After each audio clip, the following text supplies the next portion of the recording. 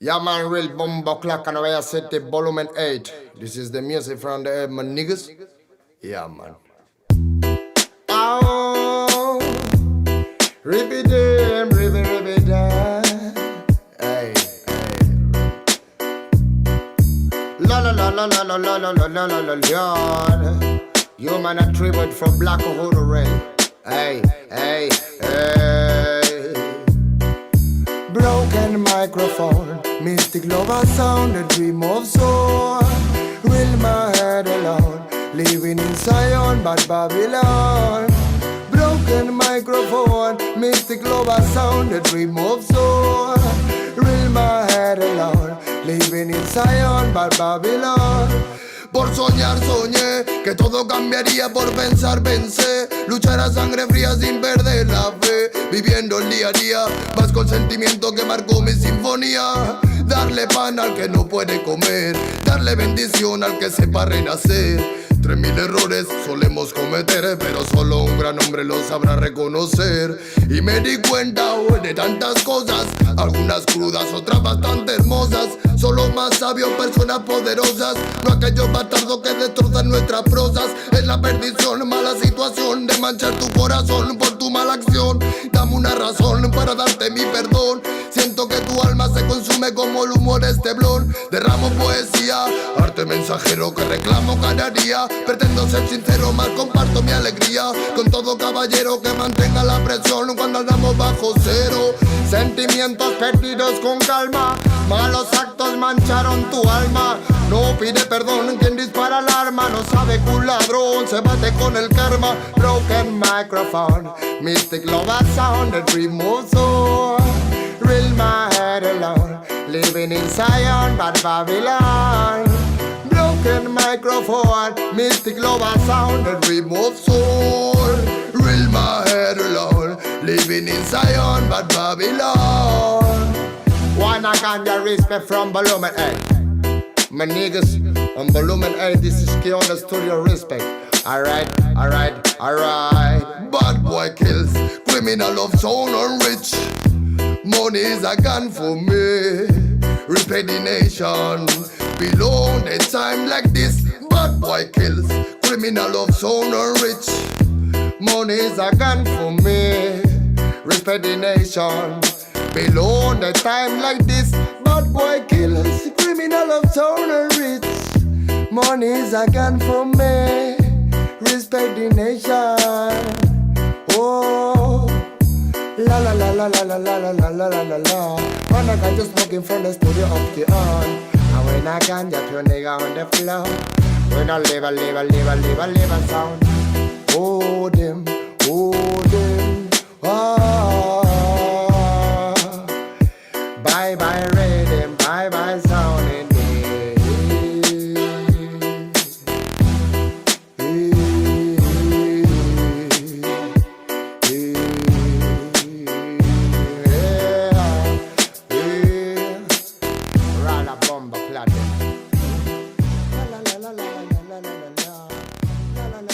Isaiah chapter 58 and verse 1.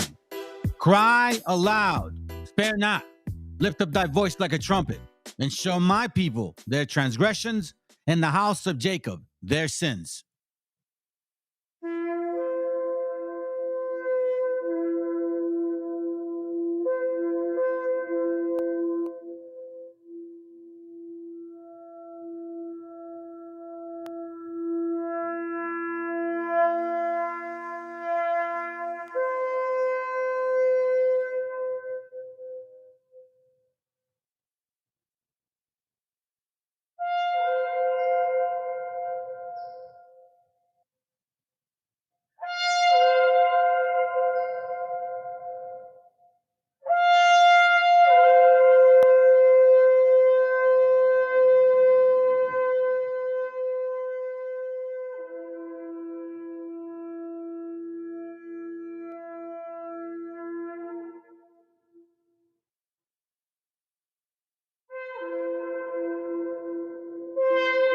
Copyright disclaimer.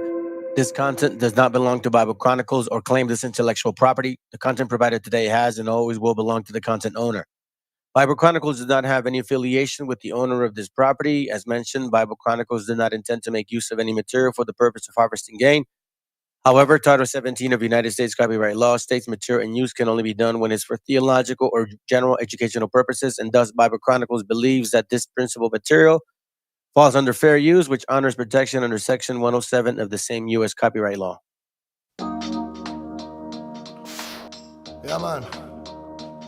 Respect and love from the world, nigga. Show them. You nigga on a microphone. Can't I sit in number 15? Rock you in the studio. Bomba clap. ¿De qué manera sufre el alma cuando alguien se va? No hay medicina que cure esa larga enfermedad. La vitamina de la vida en esta sociedad es tan divina que por nombre tiene libertad. Libérate de la mentira que está por llegar. Mide tu orgullo antes de empezar a hablar. Cierra la puerta a quien no merezca entrar, porque hay mucho que se fue y sueña con regresar. Hablemos en silencio y así no me mentirás. El poder de la palabra muere cuando hablan de más. No me fío de oraciones que se dicen por detrás. Si me miras a los ojos no te mentiré jamás. Que besar por besar es jugar por jugar. Y vivir sin amor es vivir sin amar. Solo queda la fe, solo queda soñar. Ponte de pie, ready para luchar. Some love, I can just smoke and there are some love them. I can just smoke and there are some love. I remember no fire, no burn. Ribby day. Call it with a farmer soul, yeah.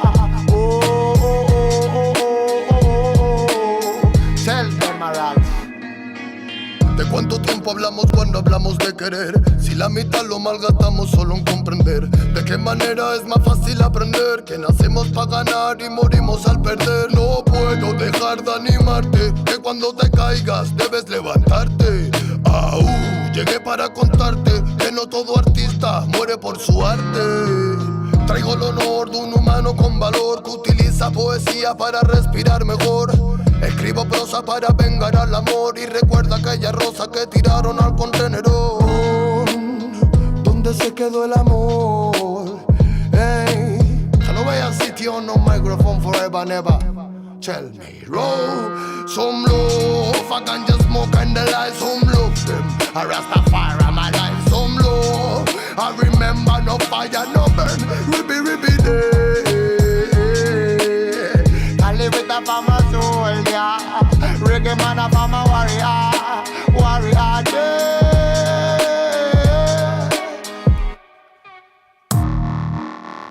Not I really think. Yeah, man. Si se piensa que la música es un juego, lo lleva claro, hermano. Desde España, international, bomba, clack, you, Lego. Not really easy. No. Pure nigga on a microphone. Hey, tell us what. Tell us anything. Tell if I'm a rasta, feeling on my sin. Hey, more love.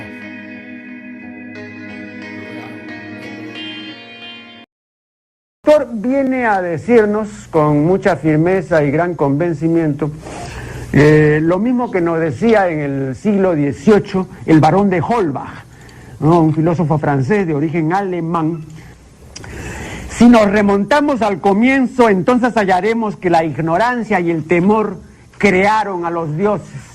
La fantasía, el entusiasmo o el engaño los adornaron o desfiguraron.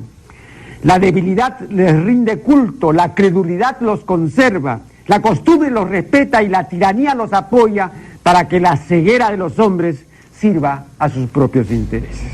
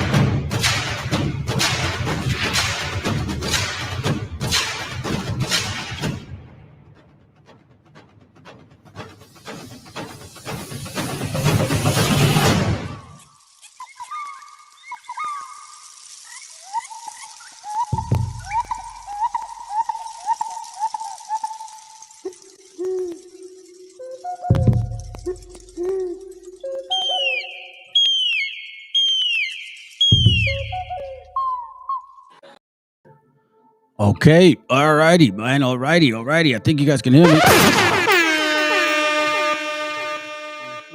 Testing, row 2, 3.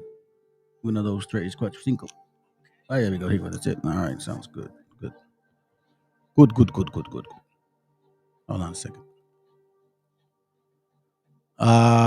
Good evening. Buenas noches a todos. Saludos, shalom. I'm gonna try to say your name again, brother. Tlakanex-Kimi. Buenas noches, greetings. Ashrala, what up, bro? Guaracuya, my bad. Okay. Hey, Jeremias, buenos dias. What's up, bro? Okay, so check this out. Let's look at the thumbnail real quick. So, several things. And I think, it's a good thing because there's nothing better than to get into the book. As you guys have been following, I get into history and all that stuff, but these are the kind of topics that I really enjoy. Like I really do. Because well, you'll see. So, hey, what up, VTC?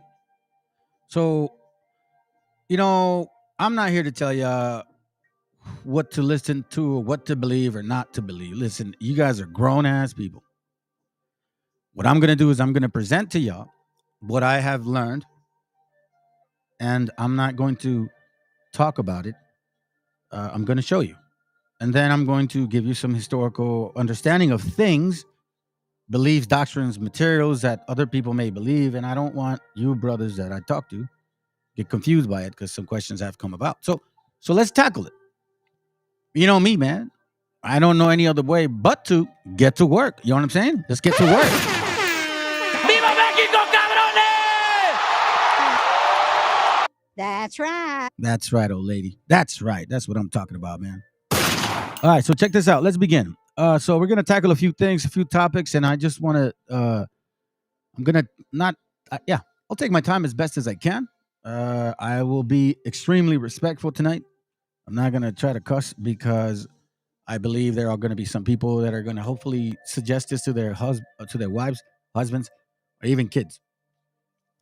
So I'll say this, man, and I think you brothers or sisters that I've talked to or listened to, you should understand that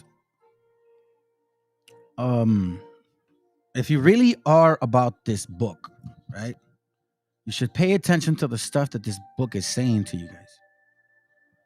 There's a lot of parables in this material. For example, there's a scripture which I won't go to, but it's talking about the taste of like your taste buds, but it's regarding experience. So it seems like people don't appreciate that. And, I'll be the first one to tell you that I'll give credit to where credit is due. Where I came out of this, Camp IUIC, they are the most structured camp in all the BHI camps. Okay? So if there was such a thing as, let's say, compare to university to junior college or regular high school, I kind of went to one of those university types under their so-called system of teaching. So these people do study. They do prepare, in case you guys don't know. Whether it's their book or not, that doesn't matter. The point is they are actually in there. And a lot of you guys are not. So now we have to ask ourselves, how serious are you about this book? So I'm going to show you how I learn and how I apply my understanding, me for myself, when I'm learning these things. Because I'm not just doing this for y'all, I'm doing this for me too. So let's begin. One thing I've been taught is look up words. When you hear something that don't make sense, like, what the hell does that mean? So let's begin. What does this word say? Gnosticism. Gnosticism, it says. Let me see it again. Gnosticism. It means the doctrines of various religious sects flourishing especially in the 2nd or 3rd century AD in Near East, meaning like, in the East, right? Asia, India type. Teaching that the material world is the imperfect creation of a subordinate power or powers, rather than of the perfect and unknowledgeable divine being. You understand what it's saying? The material world is the imperfected creation of a subordinate power and powers rather than of the perfect and unknowable divine being. You take the power from the Most High in this level here. Be mindful what this word means. Don't use this word if you don't know what it means. That the soul can transcend material existence by means of esoteric knowledge. Remember that word? Esoteric knowledge. The Mandean religion preserves one system of Gnostic beliefs. Gnosticism, the belief and practice of pre-Christian and early Christian sects, condemned by the church, especially the conviction that matter is evil and that knowledge is more important than faith. And the practice of esoteric mysticism. We're going to see that word again.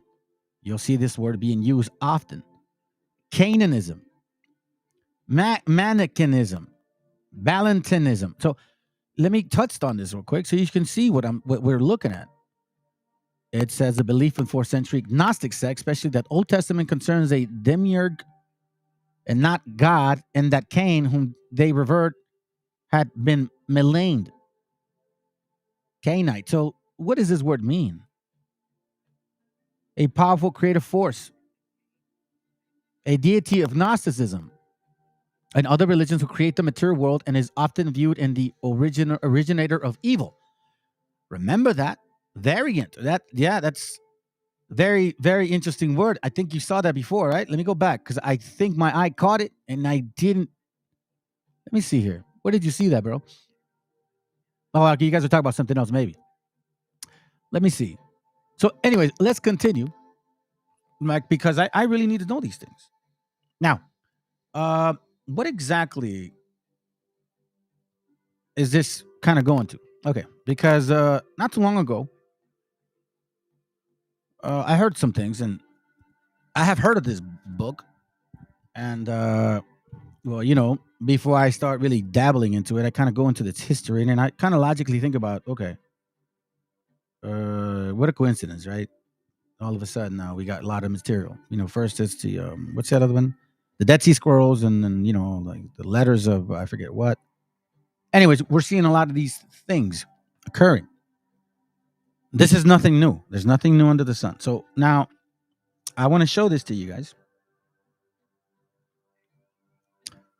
because Gnostic and this word have something in common. Coptic. Okay?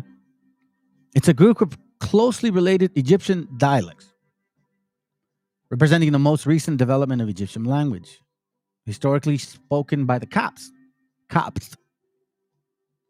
starting from the 3rd century AD in Roman Egypt.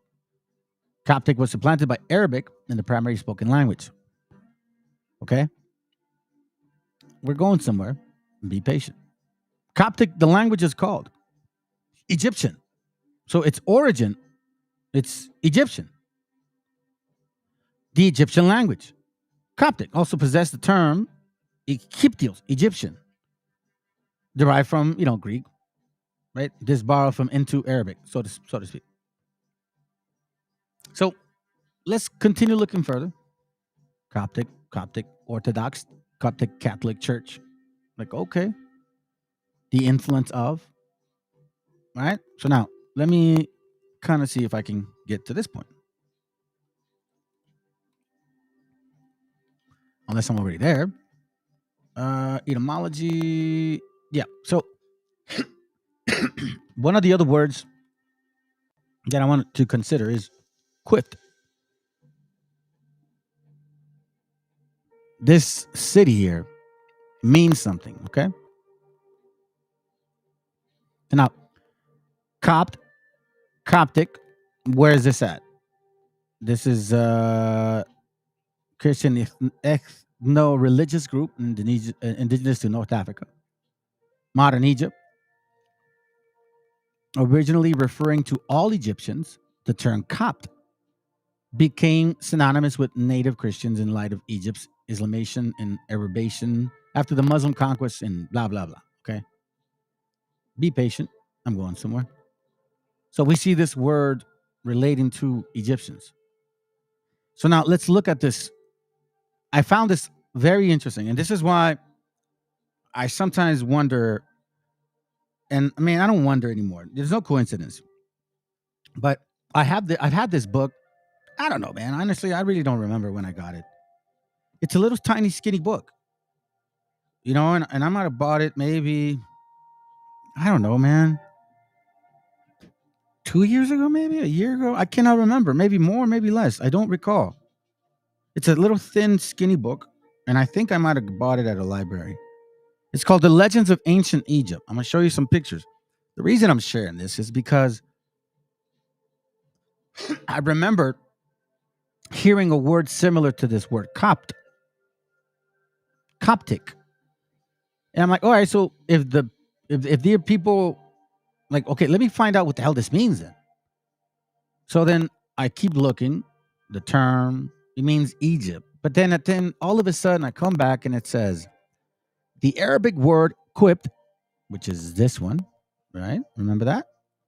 The Arabic word quipt, Copt, also has been connected to the Greek name of the town of Koptos, right? In Upper Egypt. So I'm thinking, okay, that word right there, for some reason. And again, I'm so thankful that the Most High has allowed me to have this type of memory. Because I remembered this word. I honestly, man, it's not by chance. The Most High makes me move books around, and all of a sudden, when I'm needed the most is when it's right there in front of me. So this word here, Koptos, I remember I saw it in this book here. I'm going to share it with you. Nothing is coincidental, family. When you are, and I don't want to say when you're dealing with the Most High, when he's dealing with you, because that sounds like I'm trying to be Mr. Special. No, that's not it. Again, nothing's a coincidence. And I believe that the Most High, our Father, puts these things in front of us so we can understand what the hell's going on. So this is from, like I said, it's a little skinny little book, man. And I quite frankly don't even realize stop, man. I don't know why I bought it, but I did. Okay. It's right here. The Legends of an Ancient Egypt, M.A. Murray. So in this book, we go to page 14 and look at this word right here. So in this book here, you have Legends of Ancient Egypt, right? Now, page 15, it says the Book of Thoth. So we're seeing that there is the Book of Thoth, the Emerald Tablets, connected to the Legends of Ancient Egypt. We see names like Osiris. We see names like Nubis. We see names like, I don't know, Coptus. So let's read on page 14. Then said Neferkaptah, by the life of Pharaoh, that book shall be mine. Tell me whatsoever it is that thou desireth, and I will do it for thee. Provide for my funeral, said the priest. See that I am buried as a rich man, with priests, mourning women, offerings, libations, and incense. Then shall my soul rest in peace in the fields of Aalu. 100 pieces of silver must be spent upon my burying. Then Neferkatah sent a fleet of messengers to fetch the money. One paid 100 pieces of silver into the priest's hands. When the priest had taken the silver, he said to Neferkatah, the book is at Koptos, in the middle of the river. And I'm like, that's where I saw it. And that little tiny book, and I'm not kidding, family, there's only about 74 pages, and the last maybe 3, 4 are really about no, not even. It's literally like 74 pages, and only 2 of them have referencings of names, like actual gods that they believe in. You know what I'm saying? Osiris, Ra, Sekma, Set, Shu, Thoth, the ibis-headed god of all learning and magic, chief center of worship, blah, blah, blah, blah. Koptos, Coptic, Koptos, Coptic, Egyptian, Book of Thoth. Book of Thoth makes me wonder, because there are people that believe in these things. And, you know, I've told you this before, man. When this dude right here is representing this book and literally saying, yo, I back this up 100%, you have to ask yourself,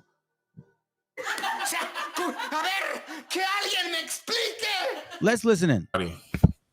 Powerful stuff here. The Nag Hammadi. Year is 1945. at the front of a cliff along the Nile River near a city, Nag Hammadi, an Egyptian peasant unearths a large storage jar containing ancient manuscripts. And these are them. These are them. Goes deep into Gnosticism and the belief system that they had as well. And I resonate with these people in this text because they understood that the God of the Bible was not a real God that created the universe, that they were referencing people that were masquerading as gods. And the God in the Bible, the S is missing. It's gods. The Bible is full of multiple gods, not a single God. The translation by or the purposeful mistranslation by the Council of Nicaea has stuck, and people think that it's God talking everywhere in that Bible when it's really not the creator of the universe talking. So my question to you, my brothers and sisters, if this is true that the Council of Nicaea, right, which some of us understand, well then who are we to believe? Are we to believe people from other continents somehow, some way, finding themselves here and then trying to educate us on who we are not or who we are? That is my question. That is what I am trying to understand. Why? First of all, I find it very interesting that other nations are trying to tell us who we are. That hasn't never stopped. So let's continue. All right. Let me continue with this because, again, my point of this is understand what you're looking at. So here we see very interesting book. Give me a sec. Not very interesting book, but it says here, Coptic Magical Papyri. Now, my understanding of that book, it was written by monks in a Coptic language, which is not Hebrew, which is Egyptian, which is related to, or at least with, the teachings of Thoth, the Emerald Tablets. Whereas, remember, we've touched on this before regarding the Kabbalah, right? How they combine all these understandings together, the chakra, the Sephiroth, the 7 elements, the Jacob's ladder, the 7 levels of man, the 4 corners, as above, so below. They practice all of these things. And they also use amulets and incantations. Let's look a little bit because, again, you really have to know what you're learning.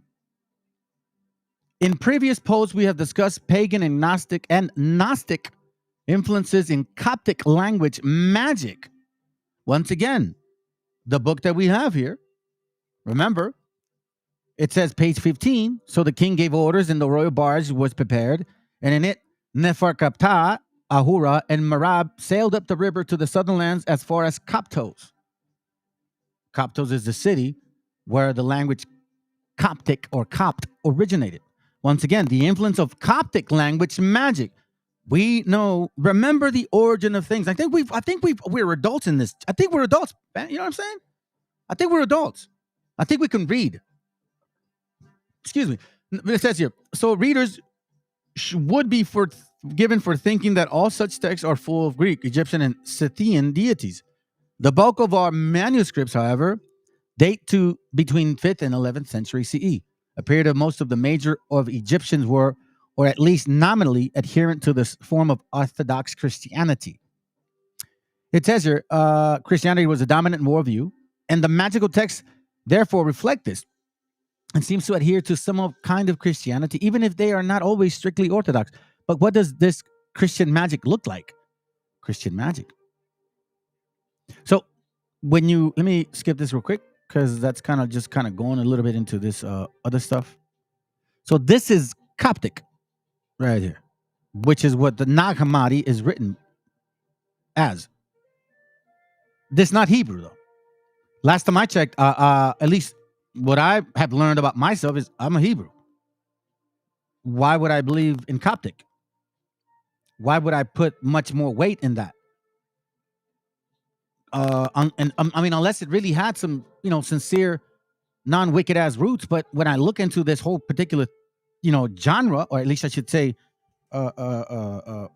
bookshelf of these particular collections, I find this: the Codex itself is handbook. It is a handbook containing a series of texts intended to be copied as amulets. The first of these is a prayer attributed to Gregory the Great, Remember, it's a combination of books, okay? The Gregory is probably one of the two saints from Cappadocia in modern Turkey.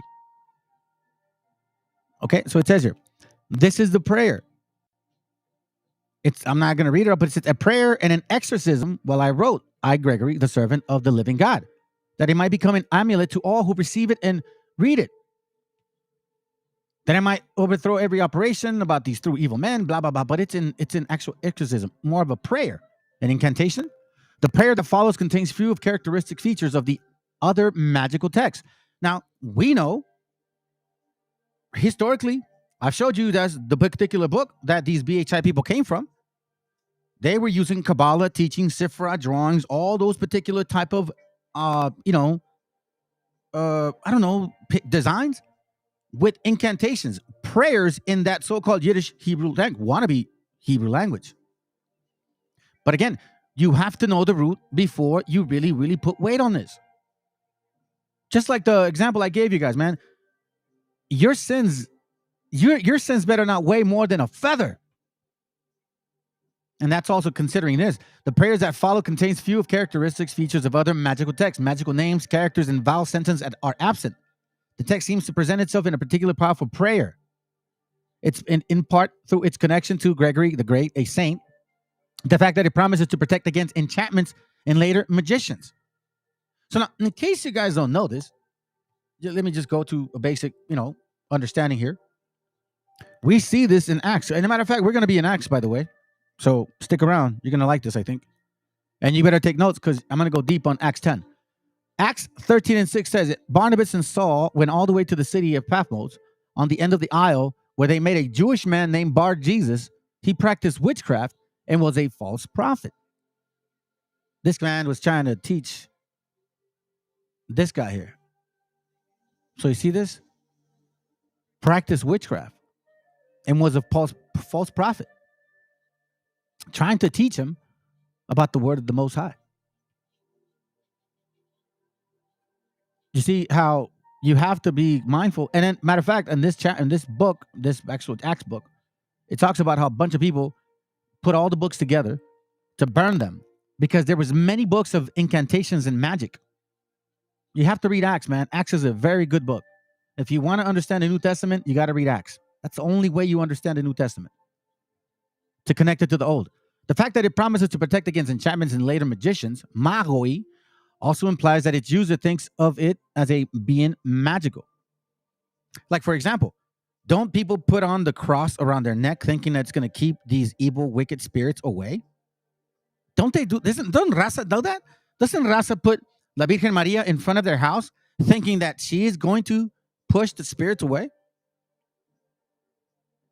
The ancient Egyptians have three different creation stories. The second is the autumn gave birth to himself through masturbation. Damn! Oh my God. Bruh.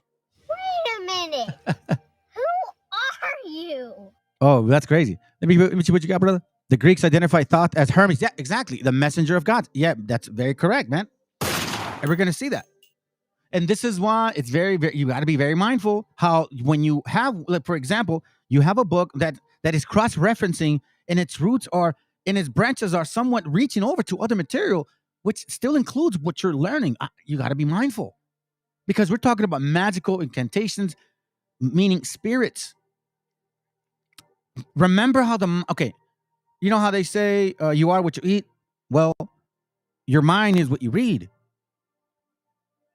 You will be misled. Check this out. I want to just name this and then we'll move on.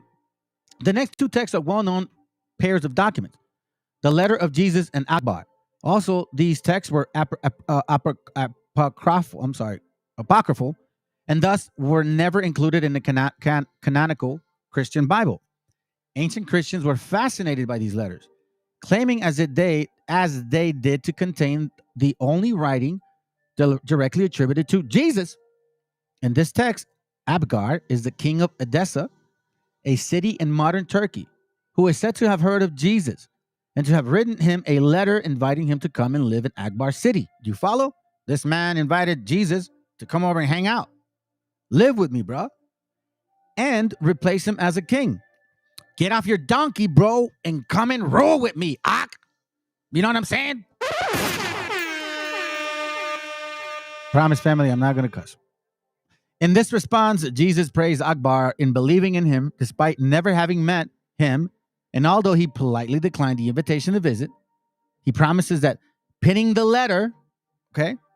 So this letter that Jesus sent to him, he said that by pinning the letter or a copy of it in any place will protect it from disease and evil spirits. Bruh. Ponder on that for a moment. This promise is the reason for the text inclusion here and several other manuscripts from Egypt. Coptos. Not simply as a text to read, but to be copied and used as a powerful amuletic object. Man. Now, we understand that the scriptures are saying you shouldn't do that. I mean, I don't know, bro. You know what I mean? Like, I don't know. Maybe I'm just dumb. You know what I'm saying? Maybe that's just it. Maybe I'm just a one of those people, bro, that I really just like, you know what I mean? I'm a simple dude. I look at things in a simple way. You know what I mean? That's why you guys probably think, you know what I'm saying? Oh, yeah, you know, I don't know. Maybe that's what it is. Maybe the problem is me, bro, and I just don't see what you guys see. I mean, I you know, it says it right here. It says, Deuteronomy 18:10, there shall not be found among you anyone that maketh his son or his daughter to pass through the fire. Here, I'll do it in the Sefer real quick. It says, pass through the fire, and that uses divination, or one that practices sorcery, or an enchanter, or a witch, or a charmer, or a consulter with familiar spirits, or a wizard, or a necromancer. I mean, me personally, maybe I'm that simple. Maybe I am that simple. But it says here that this is what Jesus wrote these people. And he said, hey, listen, Ak, hang my letter on your wall and you'll be good, homie. You'll be good. Now, you guys can continue to do it. Matter of fact, here, you want to get enchanted, by all means, please do. I am going to continue. Wait, what's going on? Oh, now you're going to do that on me? The beauty of life. Do you know what the most important thing is about everything? Be patient. Let me show you this real quick. I've learned that. Learning to be patient. There goes the link. You guys can check it out. So again, Coptic, Copt, Coptos, Egyptian, Thoth, Emerald Tablets, the representative of gods. That is what Thoth stands for. And Gnosticism is basically a branch of that particular teaching. Those are facts. That's not a lie. So one thing that I want to be very mindful of is, like I said, the Gnostic Society Library, the Nag Hammadi Library. Okay, you guys have seen me show you some pictures. You know what I'm saying? Let me see if I can find it. Give me a second. I'll do it like this. I showed you guys some pictures, and I don't know why I didn't technically. I don't know why I didn't put it on the side. I should have. Yeah, matter of fact, I'll do it quick like this. Matter of fact, I'll do it like this. Let me get off of this real quick. Let me get off of that.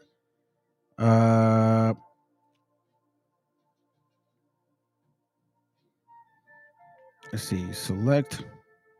Boom. I'm gonna show you some pictures, and I'm gonna show you some names. And then I'm gonna show you what we used to say growing up. You know what I'm saying? 'Cause I'm 48, and I remember hearing, "It's too close for comfort." Too close for comfort. It's like, I don't know, man. It's like, I don't know, bro. If they tell me, like, hey, listen, you know what I'm saying? The Kabbalah is the best way to go, but it sounds like at the end you're gonna end up meeting, you know, Baphomet and shit. It's like, excuse my language, sorry. I don't know about that. So if you guys recall, I showed you guys these pictures here. Remember these pictures? Sophia wisdom, Aeon Sophia, right? Sophia once again. This is part of that whole, Kabbalah concept. The Sephiroth, you know what I'm saying? The stars, the whole shape of man. Sophia. Okay. So now check this out.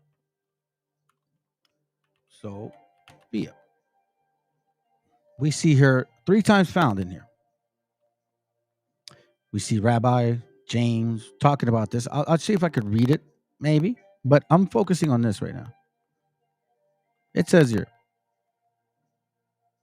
but when they come to these 3 detainers who take away the souls by the theft in that place, blank, these you blank a vessel, blank, much more blank of the one who is you, blank for blank, her root.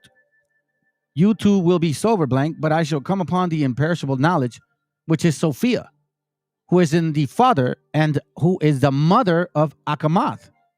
Akamath had no father, nor male consort, but she is a female from a female. Wait a minute. Who are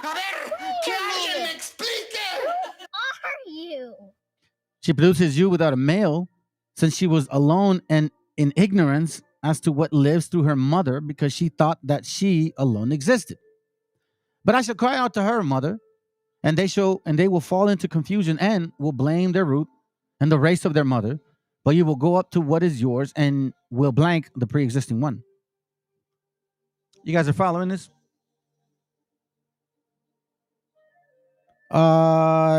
Which can you post the links after the class? Yeah, I guess I could. I don't see why not. I guess I could. Yep, I guess I could. And you see here, there are a type of 12 disciples in the 12 pairs, Akamat, which is a translated Sophia, and who I myself am, and who is in pair for Sophia, is through whom you will be redeemed. Okay, so the apocalypse of James.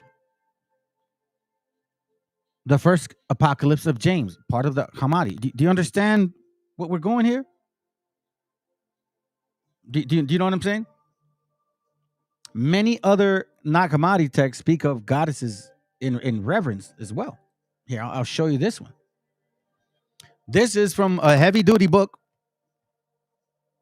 Yeah, I wanted me to bring the artillery out. I guess I must. Because I don't look, listen. I'm not trying to act like I know more than people. I'm showing you what I know. Whether I know more than people, I don't know. If I know less than people, I'm sure I do. Tons of them. What I'm bringing out is what I know. It either makes sense to you or it doesn't. The mysteries, hold on a second. Let me go back to the top. The mystery and secrecy in the Nag Hammadi collection and other ancient literatures. You see the mystery and secrecy. The mystery and secrecy. Sophia. We see this name show up 24 times in this book. It's in Pistis Sophia, the 5 abyss demons are named Periplex. Aruith Hakati, I did a freaking class on that. In case you guys don't know, you see what I mean, family? This is not a coincidence. Our creator, right, has already kind of understood that I was going to Hakati. I think, is this one? Hakati? No. Hold on a second. Hakatis. There it goes right here. Hakatis right here.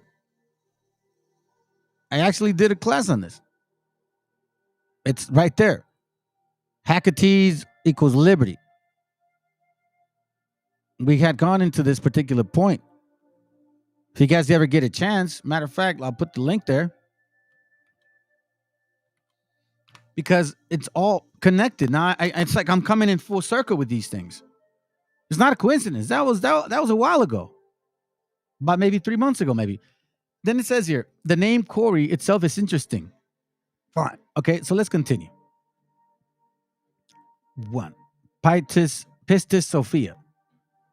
And I find it fascinating that in the book 4 of the Pistis Sophia, the 5 abysses of Hades, seems like a demon ruler. Oh, each ruled by its own demon, open and release their prisoners only when certain planets are aligned in specific zodiacal signs. You see what I mean? So, Pistis Sophia. Who the hell is that?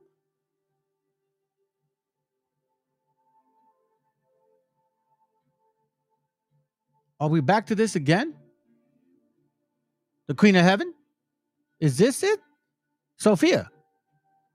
With the cross? That's your God? Not Hamadi? And here we go back again. Alchemia Saint Germain.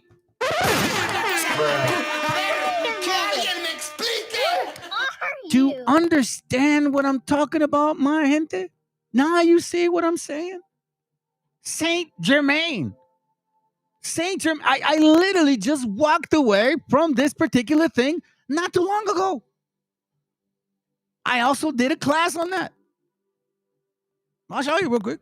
Just like, man, wow, this is amazing, bro. You can't make this stuff up. You cannot make this stuff up. What was it, man? When was it at? Was it Germain? Look. Oh, sorry. Well, anyways, like I did the live. When was it? Where are you at? I think it's here. I think it's this one. I don't know, one of these. But for sure, I went on to, I actually talked about that. Saint Germain, once again, Pistis Sophia. I mean, you know what I mean? Like, it's like, what the hell, bro? All right, so we see her. Let's go back 24 times. Pistis Sophia. According to the wisdom of Pistis Sophia, the soul journeying skyward is escorted by the spirit of the middle, the eclipse into the center of the zodiac. I think it's this book, if I'm not mistaken. If I am not mistaken, I think she's in this book too. If I'm not mistaken. And if I am, hopefully, you know. Nope. Definitely in this one here. Where are you? I showed this. Oh, there it goes. This is it right here. I showed you guys this before. And it was kind of, to be honest, to be quite frank with you, it was kind of overwhelming. Like, damn. Let's see. The secret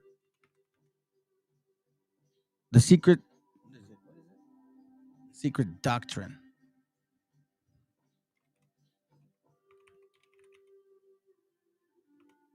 Give me a second. Let's see. Great.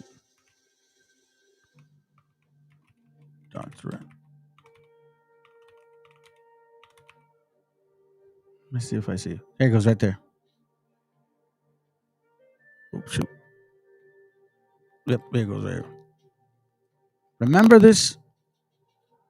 This is from The Secret, I think it's The Secret Doctrine by Helena Blavatsky, which is a Luciferian Baphomet worshiper. Okay, remember this? Right? Okay, so now I think she's even in here. Let's see. Oh, wow. Look at that, family. The Gnostic Sophia, wisdom, who is the mother of Agdoag, Aditi, in certain sense, her 8 sons, is the Holy Ghost and the creator of all. It's in the ancient system. The Father is a far later invention. The earliest manifested logos was female everywhere, the mother of the 7 planetary powers. 23 times. How funny. In this book, she shows up 23 times. Compare the esoteric tenet with the Gnostic doctrine found in Pistis Sophia. I believe Sophia was kidnapped by Hades to be his wife in the underworld. Her mother searched for her daughter Sophia with 2 torches. It's quite a story. Check this out. In which treaty Sophia Akamad is shown lost in the waters of chaos, matter, which is what we heard that's how the earth was, I guess, initially. That's what we heard. If you go to the Concordance Act, you'll find out that the earth is all chaos. It's matter. On her way to supreme light, then Christos delivering and helping her in the right path. Note well Christos, which with the agnostic means the impersonal principle, the Atman of the universe, and the Atma within every man's soul. Not Jesus, though in old Coptic MSS in the British Museum, Christos is almost constantly replaced by Jesus. 44 times the names comes up. Here's the story right there. This is the story you're talking about. For them, as Ildabor, the son of darkness, whose mother Sophia Akma was the daughter of Sophia, the divine wisdom, the female, while Sophia Akma personified the lower astral light. Listen, or Jehovah is simply one Elohim, the seven. So he's not the God, he is a God of the gods. Do you see where this is going? Again, I'm not telling y'all what you can believe whatever you want to believe. But you know what I'm going to do? I'm going to sit right here. And I'm just going to observe. Continue to observe where this is going. Because, again, you run your household the way you need to run your household. I'm going to do it the way I must do it because I must protect my mind and my spirit and my soul. Because I fear the man or the power that can destroy the flesh and the spirit. That's what I care about the most. 1 Timothy 6:20, it says, O Timothy, keep that which is committed to thy trust. Avoid profane and vain babbling and opposition of science, falsely so called. Because my gathering of these things is basically scientific findings, which then they're trying to theologically explain it through mystical or mysterious doctrines under they call it osmosis of brown and black and white individuals who are not from this continent. I'm sorry to tell you, but you know what I'm saying? Upon her release, she ate pomegranate seeds from Hades and would have to return to the underworld every 6 months. About September, when everything dies off in autumn. Greek winter solstice origin. Good point, bro. So that's my point of view on that. Y'all decide what you want to believe. I know where I'm staying. You decide what you want to believe. And anyway, so now let's move on to this other topic here. Because again, some preach Christ, some preach Apollo, some preach Paul. So they say. Let's dissect into, are we supposed to keep the laws or not? Meaning, like sacrificing them. We'll talk about that some other time. The point right now is it based on law only or faith only? Let's go into the Apocrypha and try to determine exactly what is it based out of. What other than, let's say, the New Testament, who else is saying is based on, faith and works, or faith or no works? You know what I'm saying? So let's dig into this. 2 Ezra chapter 9, verse 1. We're going to start there real quick. Please make sure you take some notes, family, because we're going to go deep on this stuff. It says here, he answered me then and said, measure thou the time diligently in itself. And when thou seest part of the signs pass, which I have told thee before, then shalt thou understand that it is the very same time wherein the highest will begin to visit the world which he made. Therefore, when there shall be seen earthquakes and uproars of the people in the world, see, we're seeing this right now. Okay? We're seeing this now. Remember, we're moving on from the topic. I tried to explain to you what I see in that historical aspect of beliefs, and you guys decide what you want to believe. Because, look, why are we here on YouTube? Are we just here on YouTube to shoot the shit? The people that I care about, the people that I talk to on the phone, not every other day, they show up to this channel. So if I want to shoot the shit with them, I'm not going to do it on YouTube, man. I'm here to show y'all what it's about. What are we here for? Nobody out there is really teaching our gente really in regards to detail of the scriptures. So since nobody's really doing it, I was hoping that they could explain it. But since nobody's doing it, let me show you guys. Let me show you what I see. And then you decide. Confirm, read, study, and pray, and apply. So let's read.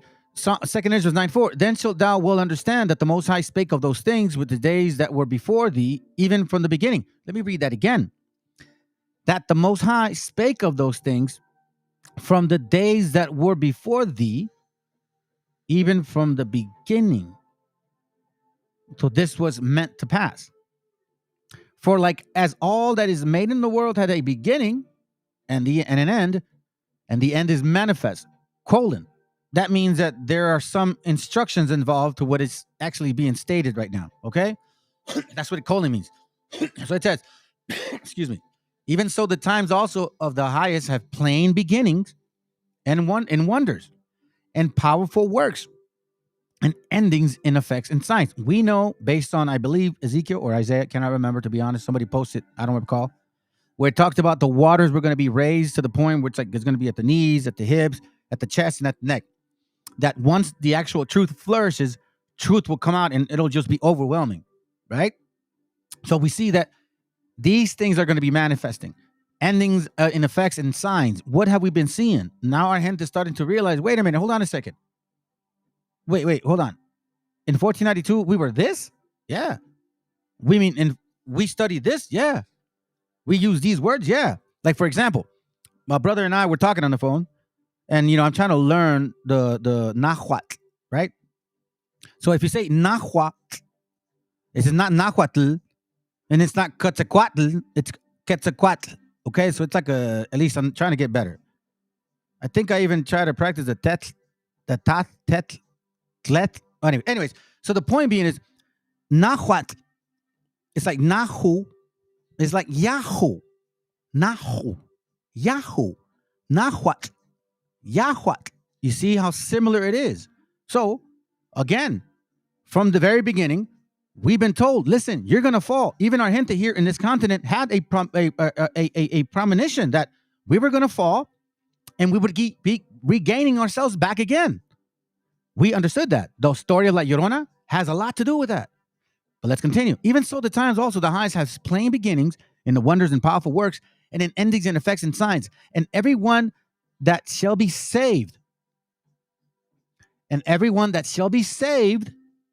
and shall be able to escape by his works and by faith whereby ye believe. Now, this is the biggest problem with Christianity and a lot of other people. They're unlearned, unpracticed, unpractical. Is that it? Let me see, bro. Let me see. Thank you, man. Let me see. Ezekiel 47. Let me see that. Ezekiel 47. It says here, again, this is it, bro. Thank you, man. Appreciate it. So it says here, Ezekiel 47. That's the point about regarding the actual powers, the waters. Oh, hold on. Let me go back. The waters that are growing, the waters that are coming, right? Let me go back to it to make sure that we confirm the point. Here it says here, 2 Ezra 5 and 6. Even so, the times also, the highest have plain beginnings in the wonder and powerful works, and in endings and effects of signs. And in the endings and effects and signs. One of the signs was that truth will flourish. Truth will flourish. It'll come out. So check this out. Let's see if it's this one. If not, I could jump on and do it. It's all good. Let me see it. It says, Ezekiel 47. Afterwards, he brought me again unto the door of the house. This is it, bro. And behold, waters, remember, he that believeth on me, as the scriptures had said, shall flow rivers of living water. Remember in Psalms 1 or 2 or 3 that it talks about the tree that is planted by the rivers will be rooted well. His branches will be so strong. The tree so beautiful and so protective that even animals and beasts would like to hide under it itself. You have to understand what these books are talking about. Don't let these people take your heritage. They don't understand this book. Those are facts. Wake that spirit within you, because that spirit within you is a spirit of fear, which is why you're not willing to tackle and grab your book back. Nobody's telling me that I don't want to say nobody, but I'll say it like this. I speak with conviction because I think I have enough understanding to not get fooled by silly-ass doves. Afterwards, he brought me again unto the door of the house, and behold, waters issued out from under the threshold of the house eastward. For the forefront of the house stood towards the east, and the waters came down from under the right side of the house and the side of the altar. Then brought he me unto the way of the gates northward, and led me about the way without unto the utter gate by the way that looketh eastward, and behold, there ran out waters on the right side. So he keeps saying this real quick. So now let's look into, let's continue. And when the man had the line in his hand, went forth eastward, he measured 1,000 cubits, and he brought it through the waters, and the waters were to the ankles. He again measured 1,000, and brought me through the waters, and the waters were to the knees. Again he measured 1,000, and brought me through the waters, and the waters were to the loins. Afterwards he measured 1,000, and it was a river that it could not pass over, for the water were risen. Waters to swim in, a river that could not pass over. So again, as you can see, the prophecy in a sense saying that in time when the end comes, or those times, you will see a lot of information and truth coming out. So much so that it will even overwhelm you, which is why when they say the second Ezra 7, the narrow path, on one side water, deep, on one side fire.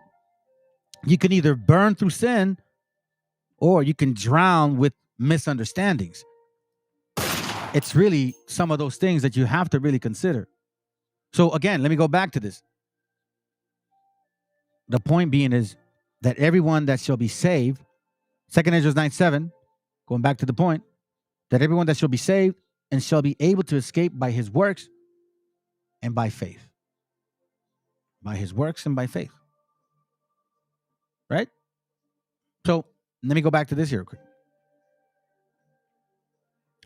I like this chapter here because it kind of puts things in perspective, you know. Matthew 23:15, it says, "Woe unto you, scribes and Pharisees, hypocrites, for ye compass the sea and land to make one proselyte.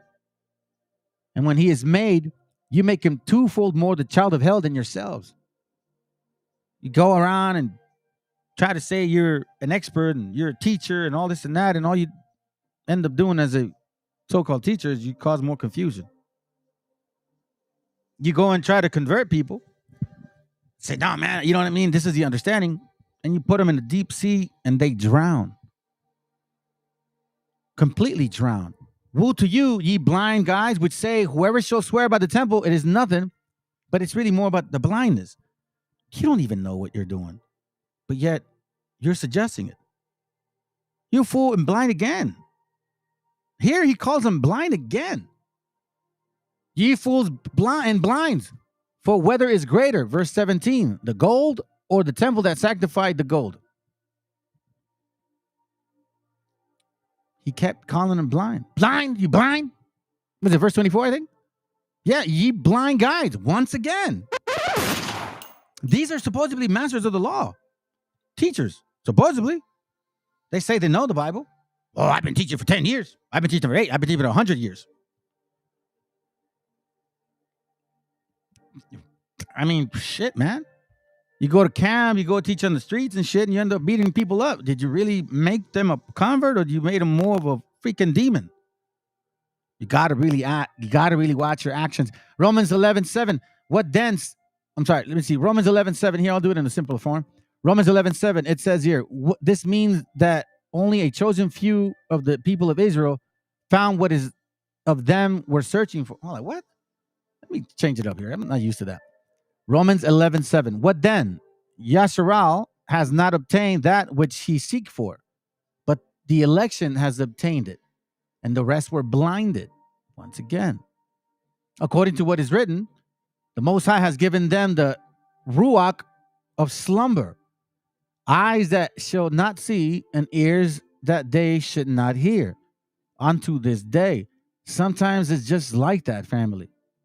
Sometimes it's just like that. Let me see what you got, bro. Daniel 12:4. "But thou, O Daniel, shut up the words and seal the book, even to the time of the end. Many shall run to and fro, and knowledge shall be increased." Perfect, bro. Yes. And that's the thing. Many shall run to and fro, but remember the scriptures talk about you cannot be to and fro. So if you're not well rooted, people that'll give you information, whether false or not, you will be misled. Remember, there's 4 seeds. There's 4 seeds. There's 4 types of seeds. The first one didn't catch it. The second one didn't root. The third one rooted, but not well. The fourth one rooted very well. The fourth one went through the whole concept of getting rid of your clods, getting rid of that dry brain of yours. You know what I'm saying? Harvesting. You know what I mean? Plowing. Watering the soil. So like I was talking to a brother. I told him, listen, there's 2 ways you can plow a field. I mean, there's 2 ways you can plant or harvest. You can plow and go right through that dry ground, or you can water it and give it time. You have to know your soil, right? So when you're dealing with people, you have to know, should I plow them with this understanding, or should I saturate them with this water to soften them up so then I can then, because once you saturate the soil with water, you can literally break the ground with your bare hands because it's mud now and get rid of the clods. So again, it's all about, you have to basically put this to effect and actually apply it. The only way you're not going to be misled, because it says here right here on verse 9, David says, let their table be made a snare and a trap and a stumbling block, and they recompense unto them. We just read Daniel. But thou, O Daniel, 12:4, shut up the words and seal the book, which means the table. In case you don't know Habakkuk 2:2, there's a precept right there. And Yahoo answered me and said, write the vision and make it plain upon Kafirs, that they may run that reads, meaning a book. Write the vision, make it plain. So all of these things that you guys are actually studying and trying to supposedly show other people, it's going to be recorded. It's going to be recorded. But he that shall endure to the end and shall the same shall be saved. Yep. True that. I think that's the one, right? That's it. Ephesians 4:14, that we henceforth be no more children tossed to and fro and carried about with every wind of doctrine by the sleight of men and cunning craftiness whereby they lie in wait to deceive. You got to really understand, you that follow and you that are leading. A book is written about you. A book is written about you. That's why you got to be mindful. Philippians 1, and remember, I'm going back and forth, so I don't stay in one translation. So let's just do that. Philippians 1:14, it says, and many of the brethren in the Lord, waxing confident by my bonds, are much more bold to speak the words without fear. Right? Listen to this. Some indeed preach Christ even of envy and strife, and some of goodwill.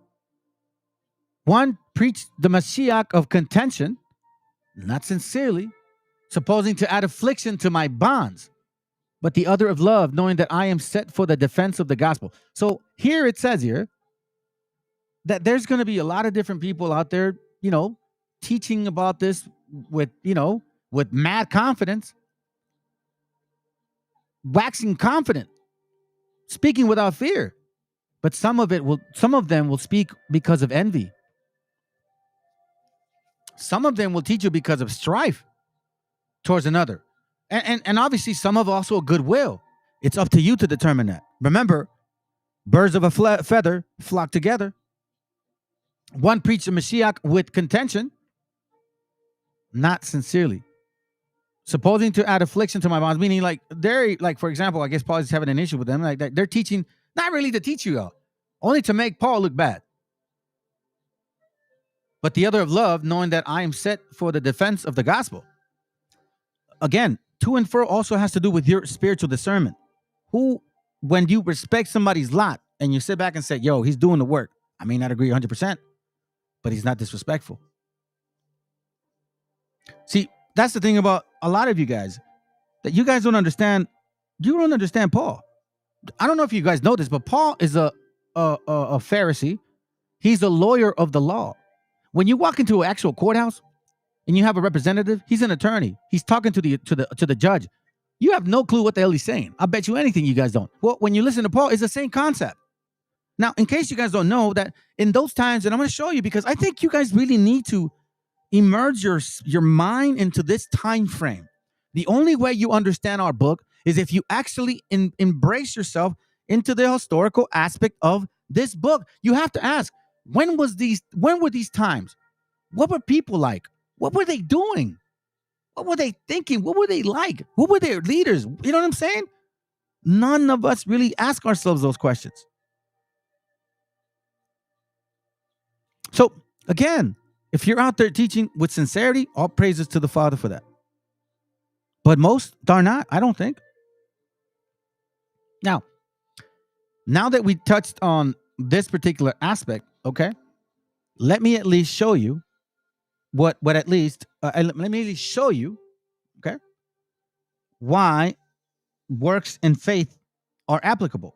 And I'm also going to break down exactly what this Cornelius concept is, because it relates to faith and works and faith. It all relates. It connects.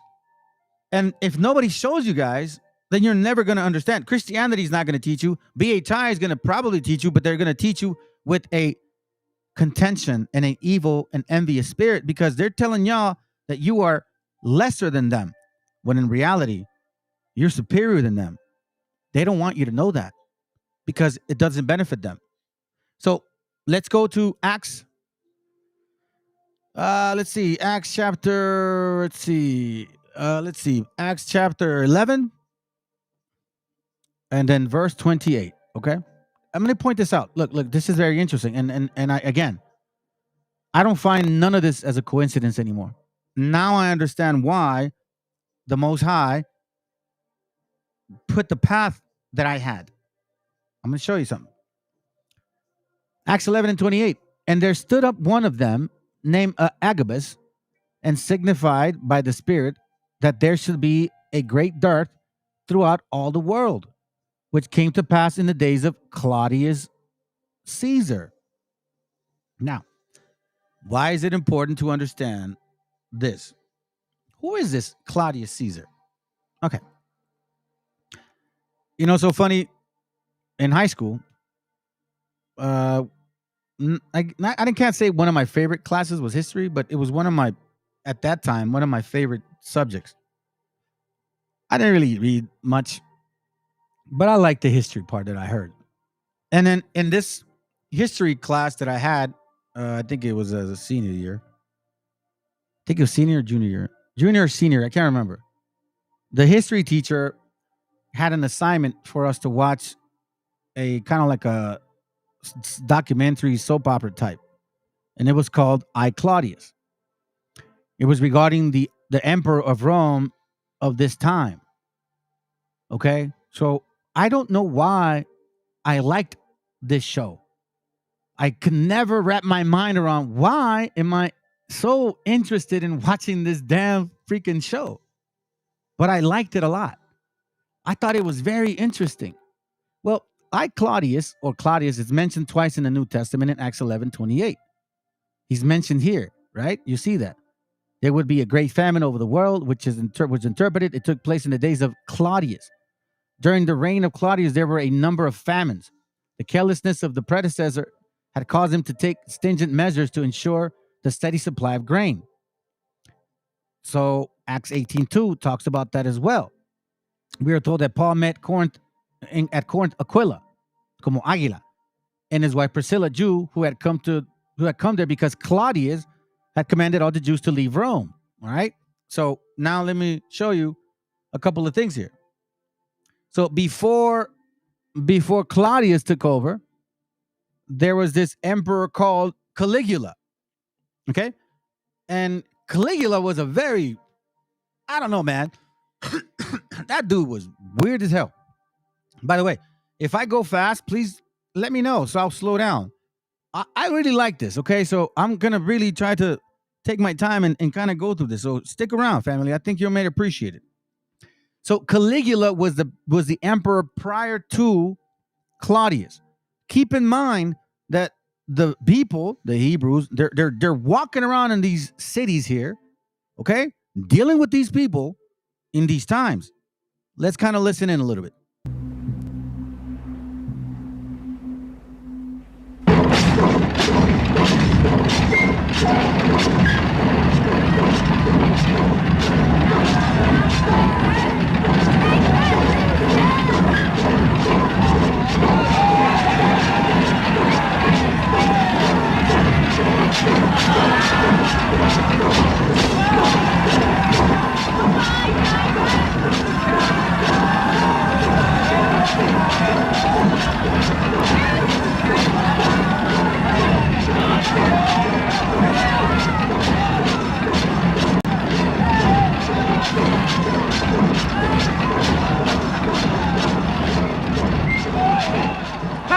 I told Caesonia that I would marry her. Don't do But only after she had borne me a son.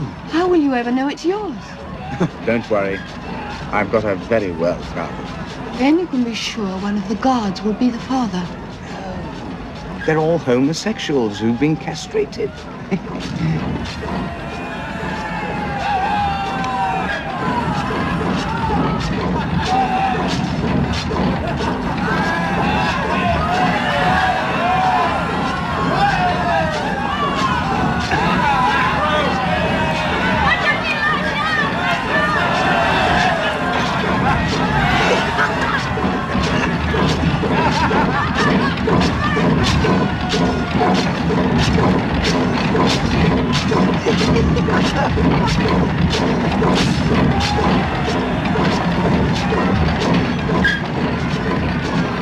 If only all Rome had just one.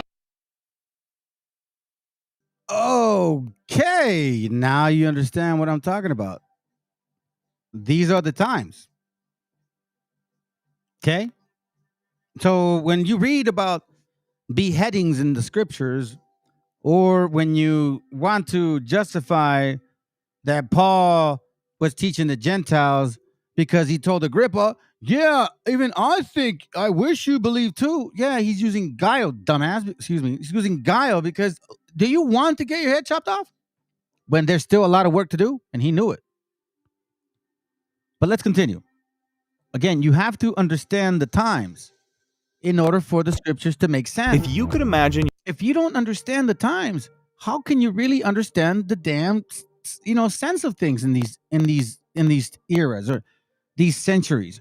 Very very effing wicked for sure, bro. Think about it. Okay, so now check this out. This is Caligula. I'm gonna speed it up. So again, I'm gonna show you how this guy is really weird, and now he's considering himself a god. Okay, let's go.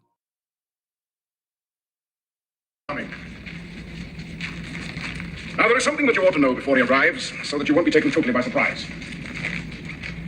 We are privileged to be living at the time of the most astonishing event. The Emperor has undergone a transformation, a metamorphosis. He has become a god.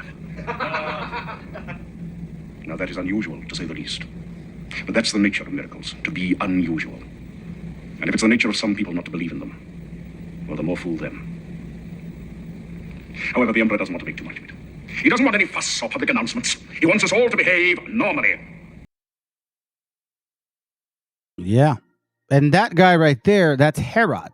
Bring you my congratulations. Herod, you're here. Back with us. To bring you my congratulations. Herod, you're back with us. Okay, let's continue. Let's continue real quick. I just want to give you an idea who these people are. Now, here's Claudius and Caligula. Remember, this is in the time of I think a few years after the Meshiacha, and like in between. Okay, so he's not in this. Some say he's Augustus in the Bible. I'm not sure. Can't confirm it. But again, let's continue. Now you see how they chose this guy to be an emperor. It's a very interesting history, but again, you see the kind of example, the environment, and then what we're dealing with. You see those soldiers, the centurions. Okay, so now let's get into this particular topic. Who the hell is Cornelius? How does he relate to all this? And how does he relate to us? And how is it that is this is because this is where Christianity says that all people shall be saved. Then they go to John 3:16. And then some read this chapter and don't even really don't break it down because they don't know what they're talking about. Unfortunately, they don't study. If you're going to be a teacher, teach thoroughly. And that's not being Precepticon. That just means you're studying because people want to learn. Acts 10:1. Let's begin. There was a certain man in Caesarea called Cornelius, a centurion of the band called the Italian band. Now, in case you guys don't know, the word centurion basically means a captain of 100. Okay? That's technically what it's really saying. Nothing more, nothing less. So let's continue. A devout man, and one that feared God with all his house, which gave much alms to the people and prayed to God. So let's pause there for a moment. A devout man in the Sefer. Cornelius was a very religious man. That's his EV. The Geneva says a devout man. Bishop says a devout man. And this one says a serious-minded man. So let's go here, just for the sake of it. The devout man. What does the word devout mean? I'm going to, let's see. I might have put the actual picture here. Yes, I did. Let me show you this real quick. I have a dictionary page here. And it's actually going through the meaning of devout. Okay? It's at the thesauruses in a sense. So it gives us a lot of different words for it. But let's look up the word devout. Dedicate, give over to, direct, apply, address, utilize, concentrate, center one's attention, give oneself up to, consecrate. Devout, dedicated, share the sense of assigning or committing someone or something to a particular activity, functioning, or devout is the most general of the terms, although it carries overtones of religious commitment. He devoted his evening to the mastering the computer. Dedicate implies to a more solemn or noble purpose and carries ethical or moral tone. You see this here. Devout, zealous, steadfast. Let me see some words. It's dedicated, earnest, strongly committed. I'm assuming. Yep. Staunch, zealous, steadfast, unwavering. Right? We talked about to and fro. Fond, ardent, passionate, faithful. So we see that this man here was a devout man, but he was an Italian, or he was a centurion of an Italian band. How can supposedly a person, quote, quote, Jew, be a soldier if that would be going against the commandments, right? Okay, well, some of you guys are in the army now, and you didn't know that you were a Hebrew. What are you going to do? Exactly. But how do we determine who this guy is? Is he just a regular Joe, or is there certain key elements about this individual that determines who he is and what he stands for? And is it just something that, oh, he just felt like it because one morning, or is it a spiritual thing? Here, I'll show you. Devout man, one that feared God with all his house, one that feared God with all his house, which gave much alms to the people and prayed to God. So he's devout, dedicated, zealous, feared the Most High. What is the other commandment? Love the Most High. He that believeth on me. Well, I'm sorry. Psalms 11:10. The fear of the Lord is the beginning of wisdom. A true understanding have all they that do his commandments. Then he says, gave much alms to the people. So we know that that is also a commandment. And prayed to God always. So we know that these are kind of like your basic requirements that the Most High wants from you. Right? At least that's what it seems like to me. So this so-called centurion man, right? What's up with this guy? He's a devout man. So remember, the scripture said that the Jews had no dealings with the Samaritans, correct? Right? So why would they embrace this Gentile alms? Why would they accept them? And why would a so-called devout man do it? And how do you know that people are devout? Let's go into Acts once more, and let's go back a little bit. Acts 2:5, it says here, and there were dwelling in Jerusalem Jews, devout men.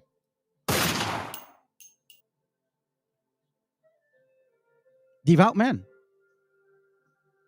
I'll give you Acts 17:17. It says here, therefore disputed he in the synagogue with the Jews and with the devout persons in the market daily with them that met with him. Devout, zealous, committed. Right? Let's be clear about this. Acts 8:2. A devout man carried Stephen.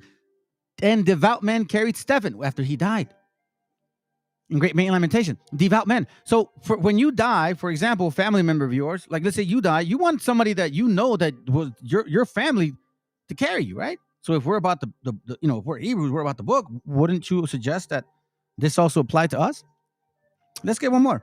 Acts 13:50. Let me see. I think this one. Is it this one? Yeah. Here it goes. But the Jews stirred up the devout and honorable women. Even women can be devout.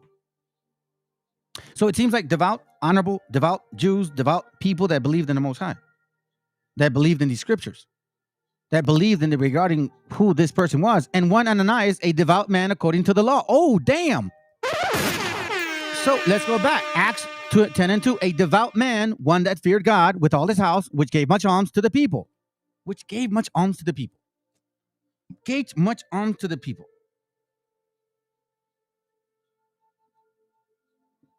Right?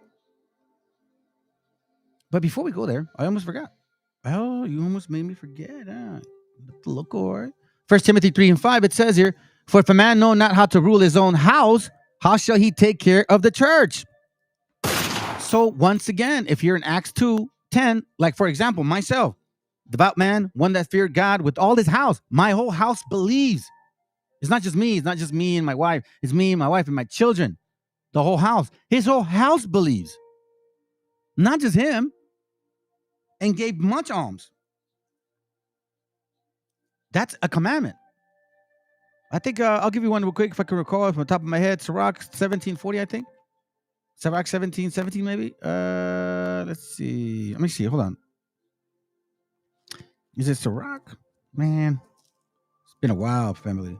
Yep. Sirach 17:22. It says, the alms of a man is as a signet with him, and he will keep the good deeds of man as the apple of the eye, and give repentance to his sons and daughters. So he understood this centurion, right? He understood, first of all, he's devoted. He feared God. Like, for example, Psalms 1:11-10. In case you guys don't know, write these things down, please. The fear of the Lord is the beginning of wisdom. A good understanding have all they that do his commandments. The fear of the Lord. Acts 10. Devout man, one that feared God with all his house, which gave much alms to the people. Sirach 17:22. Or you can go to Tobit 4:10. Or Tobit 12:8. Sirach 3:30. You know, there's several examples. How does he know that he's supposed to give alms if he's a Gentile? Remember these centurions? What were they doing? Caligula was he was a homo. No offense, but he was. He had sex with children, men. Like, it was weird, man. He was weird. Their whole concept was weird. But Cornelius didn't do that. What would stop him from doing that? And pray to God always. I'll give you an example of one particular thing that you're supposed to do. Kind of like how they told us, and a lot of you guys don't pay attention because a lot of you guys don't read. And a lot of you guys don't study that try to say you study and you want to teach other people when you don't even know what you're teaching. Check this out. Nehemiah 9:3. And they stood up in their place and read in the book of the law of the Lord Yahoo, their God, of the book of the law of Yahoo, their God, 1/4 part of the day. The other 4th part they confessed and worshiped to Yahweh, their God.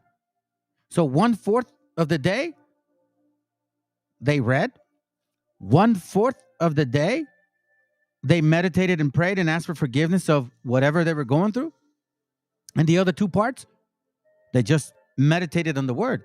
You see this. And I bet you guys, I bet nobody showed you guys these things, which is the sad part. Because I know a lot of brothers here are counting on, hey, man, I kind of want to hear the word, but who's going to show you? So let's continue. Let's get some more meat out of this, man. A devout man and one that feared God with all his house, which gave much alms to the people and prayed to God always. He saw in a vision, evidently about the 9th hour of the day, an angel of God coming into him and saying to him, Cornelius. And when he looked up on him, he was afraid and said, what is it, Lord? And he said to him, And he said to him, and saying unto him, and he looked up on him and he was, let me read it again. He saw a vision evidently about the 9th hour of the day, and an angel of God coming unto him and saying unto him, Cornelius. And when he looked on him, he was afraid and said, what is it, Lord? And he said unto him, thy prayers and thine alms are come up for a memorial before God. Thy prayers and thine alms are memorial for God. We just literally read that in the other piece here. Sirach 17:22. It says here, the alms of a man is a signet with him, and he will keep the good deeds of a man as the apple of thine eye, and give repentance to his sons and daughters. That is basically what you would consider, cleansing, getting your house in order, and praying for them, like Job tried to pray for his kids, maybe leaving a legacy behind, possibly, because that's actually scriptural.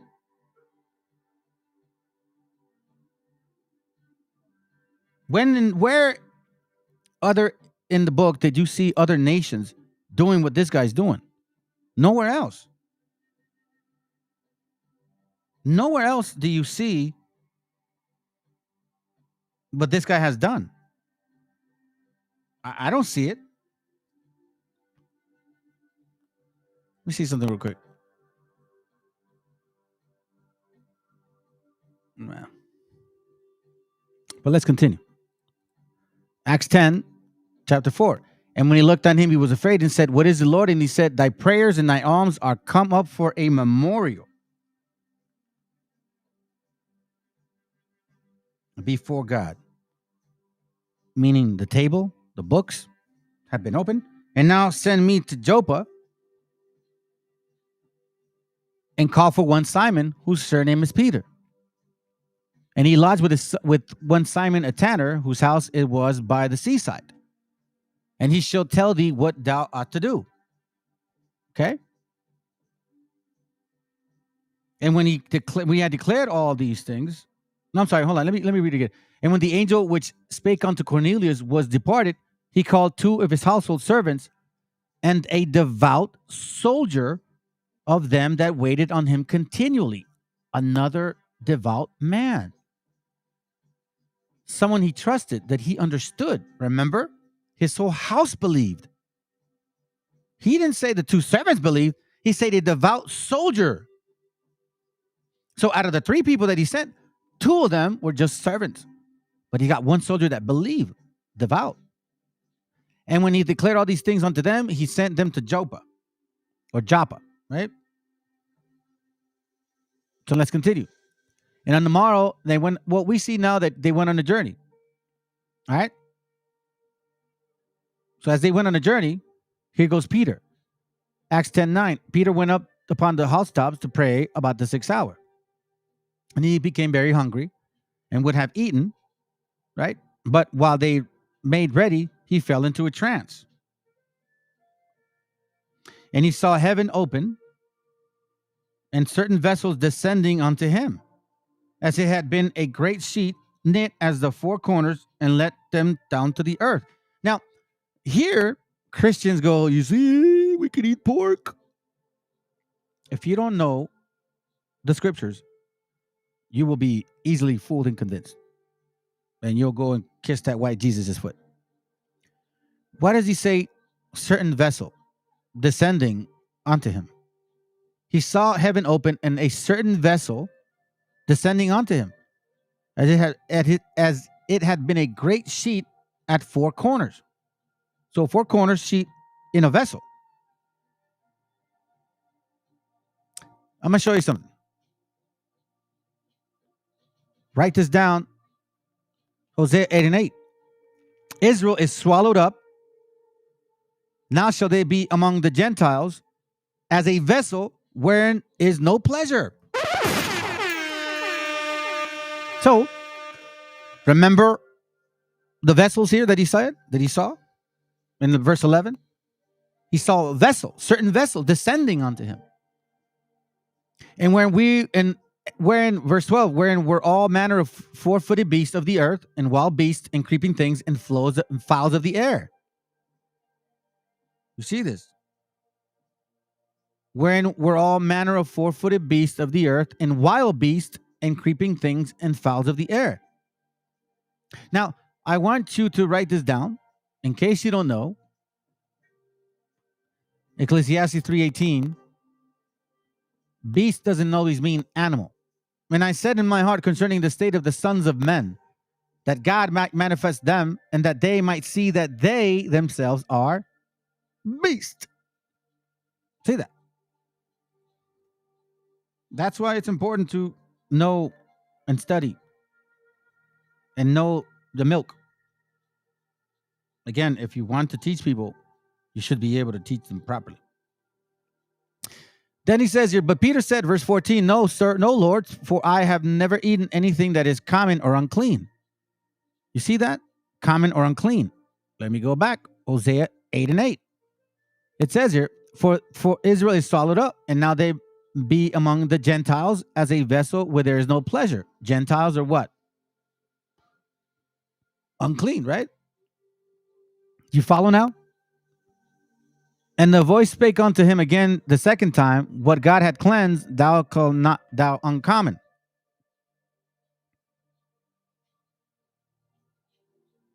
Let me read it again.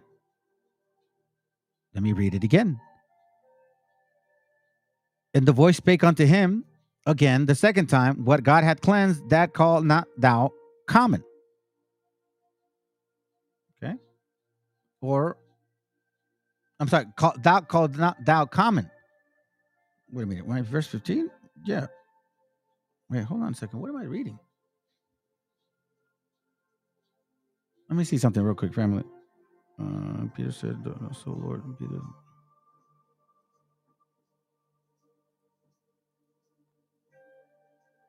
That's weird. Okay, here goes. And the voice spake unto him again the second time, what God had cleansed, that call not thou common.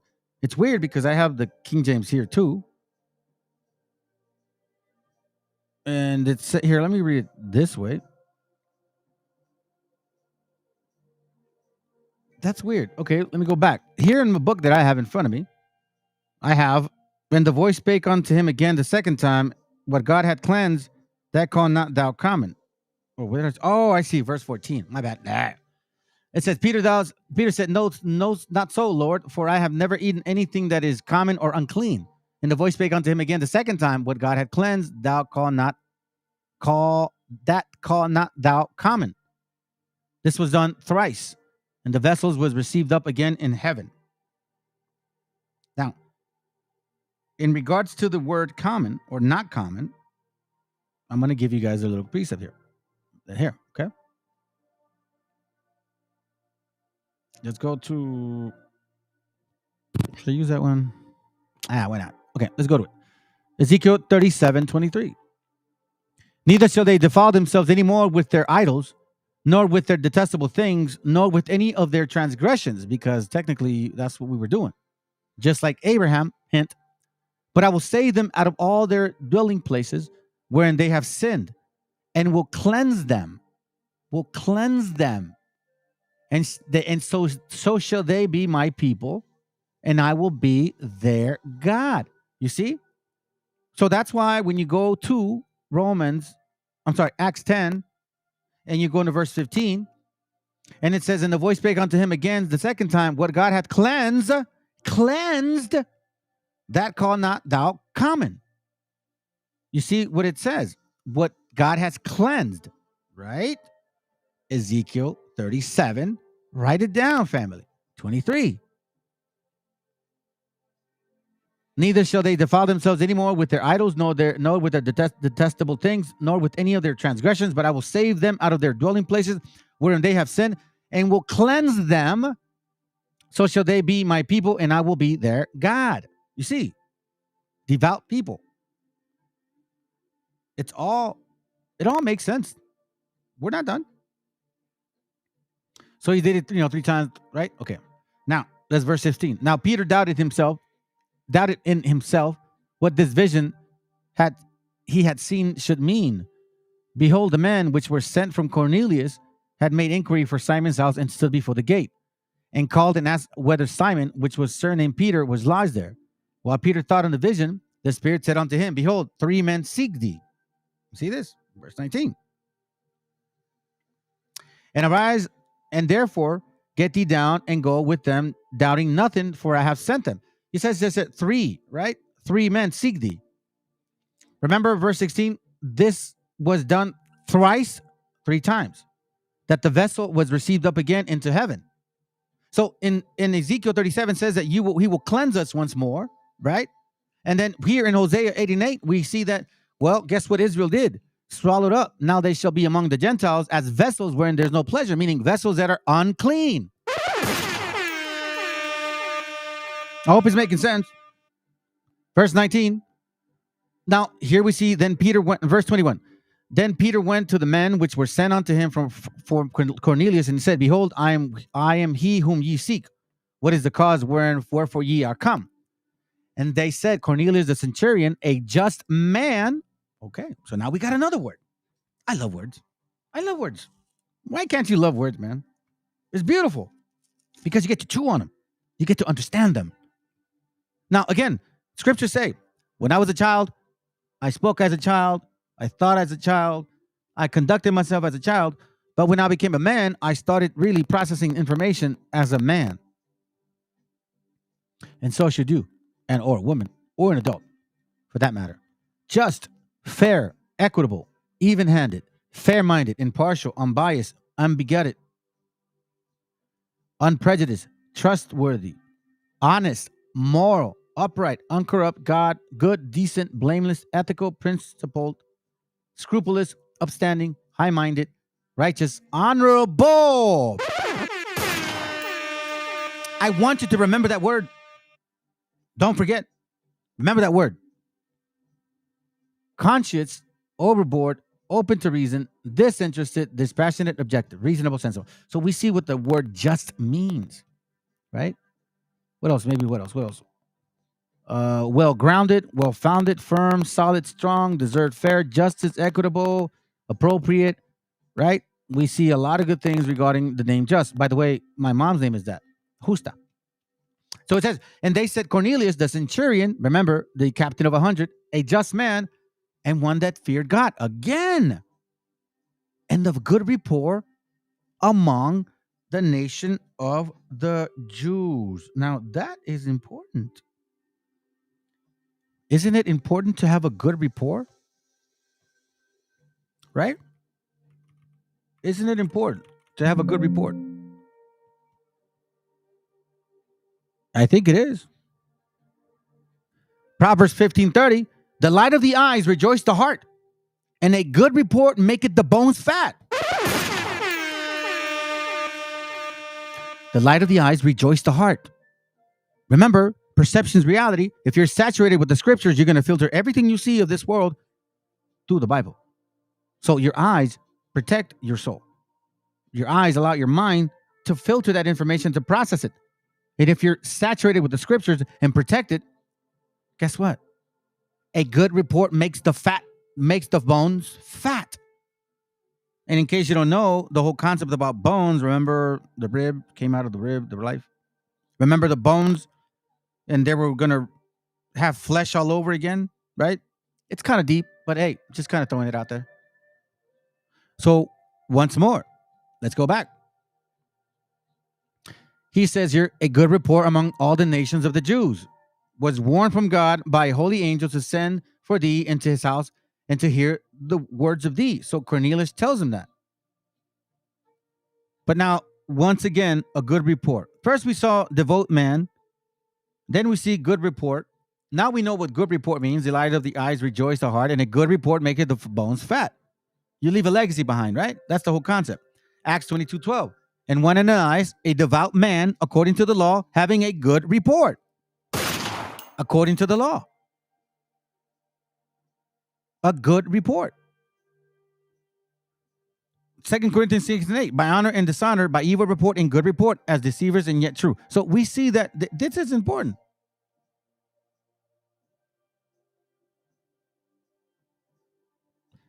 Philippians 4:8. Finally, brethren, whatsoever things are true, whatsoever things are honest, whatsoever things are just, whatsoever things are pure, like wool, whatsoever, meaning the cleanness, the cleansing of it, as white as snow. Whatsoever things are lovely, whatsoever things are of good report. Because remember, whatever you do here, you're going to see it up there.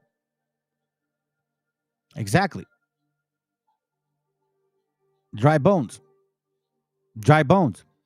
Can these dry bones live? So again, makes your bones fat. Why? Hence, if you're in the scriptures, you are going to make your bones fat. Gird up your loins. Be making those dead bones not dry anymore. Breaking that fallow ground. Hosea 10. Let me not sidetrack, because I can do that sometimes. So let's go back. Let's go back to Acts 10. And we're in, I believe, the chapter, verse 22. Verse 23, good report, verse 22.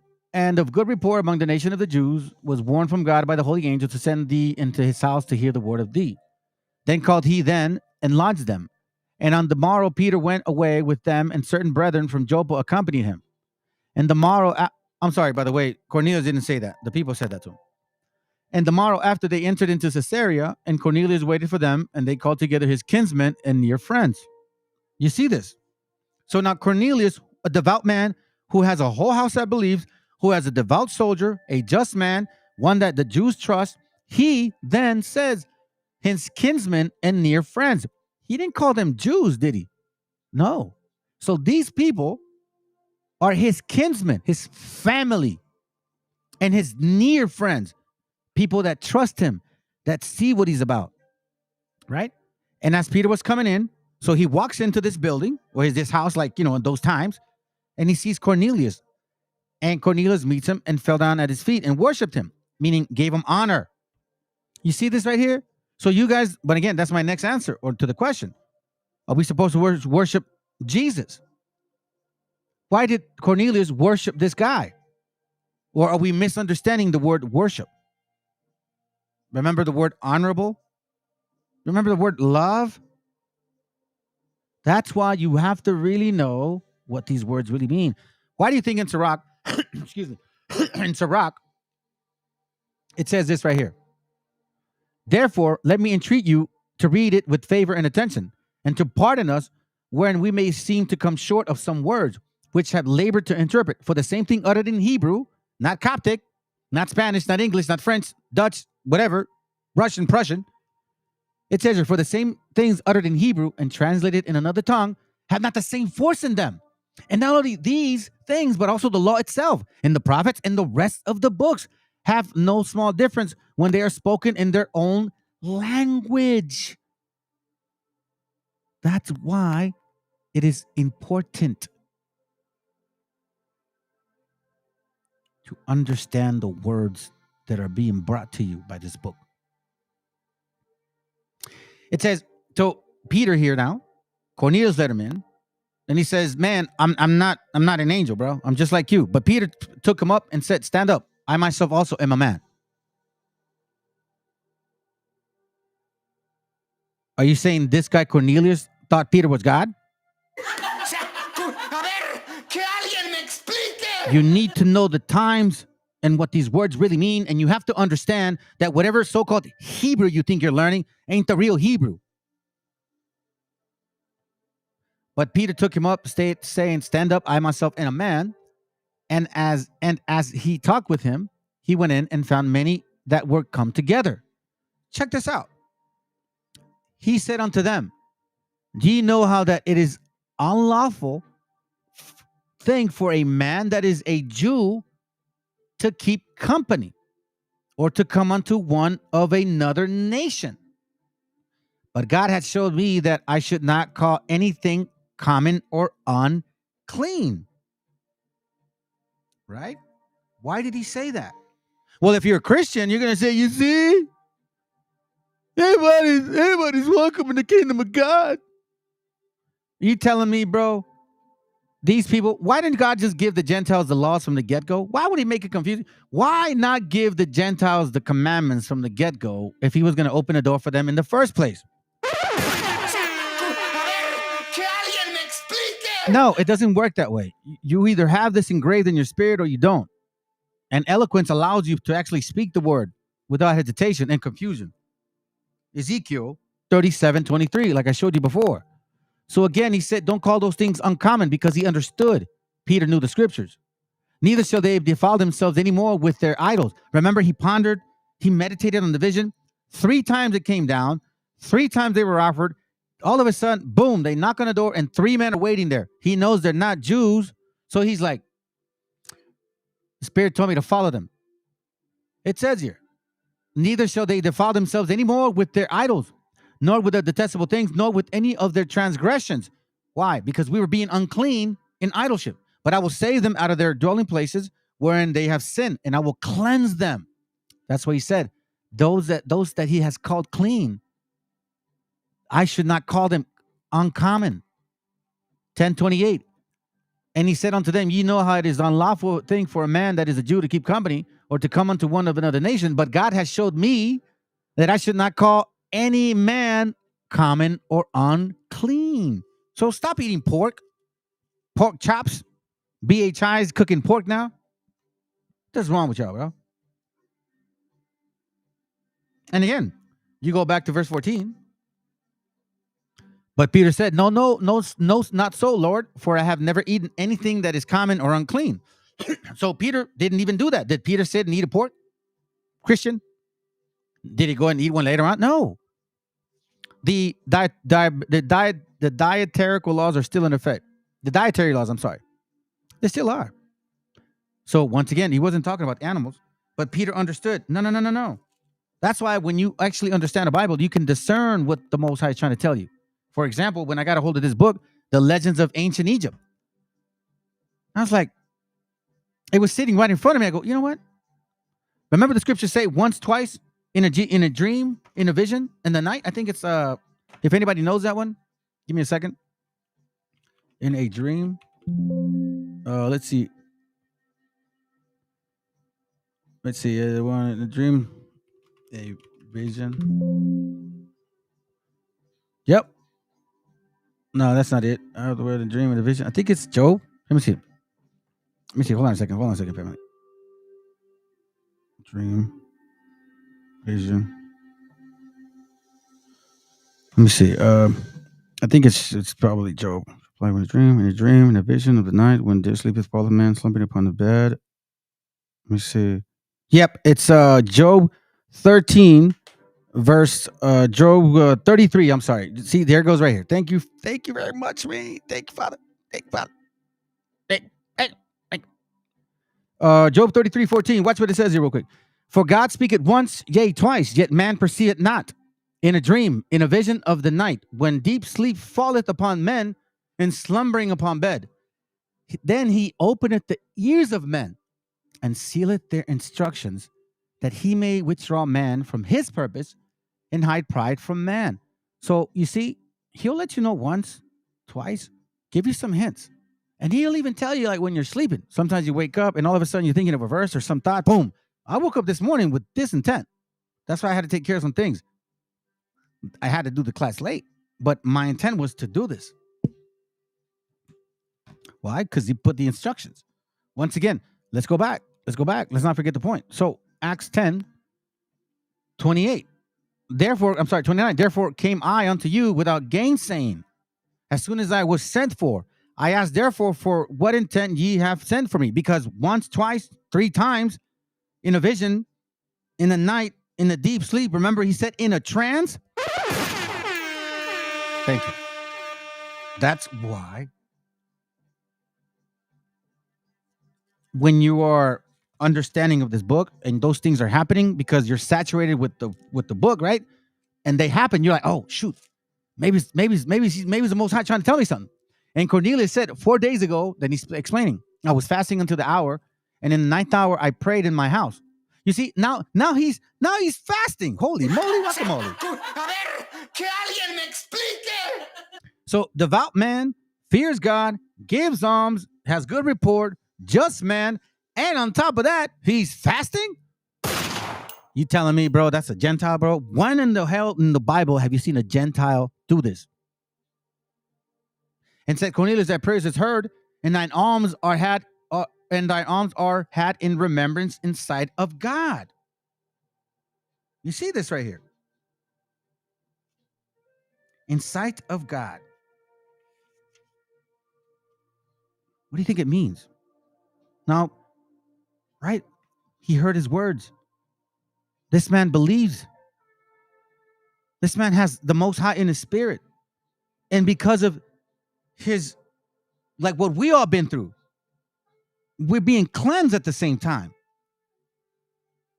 This is why, the words mean something. He devout, just man.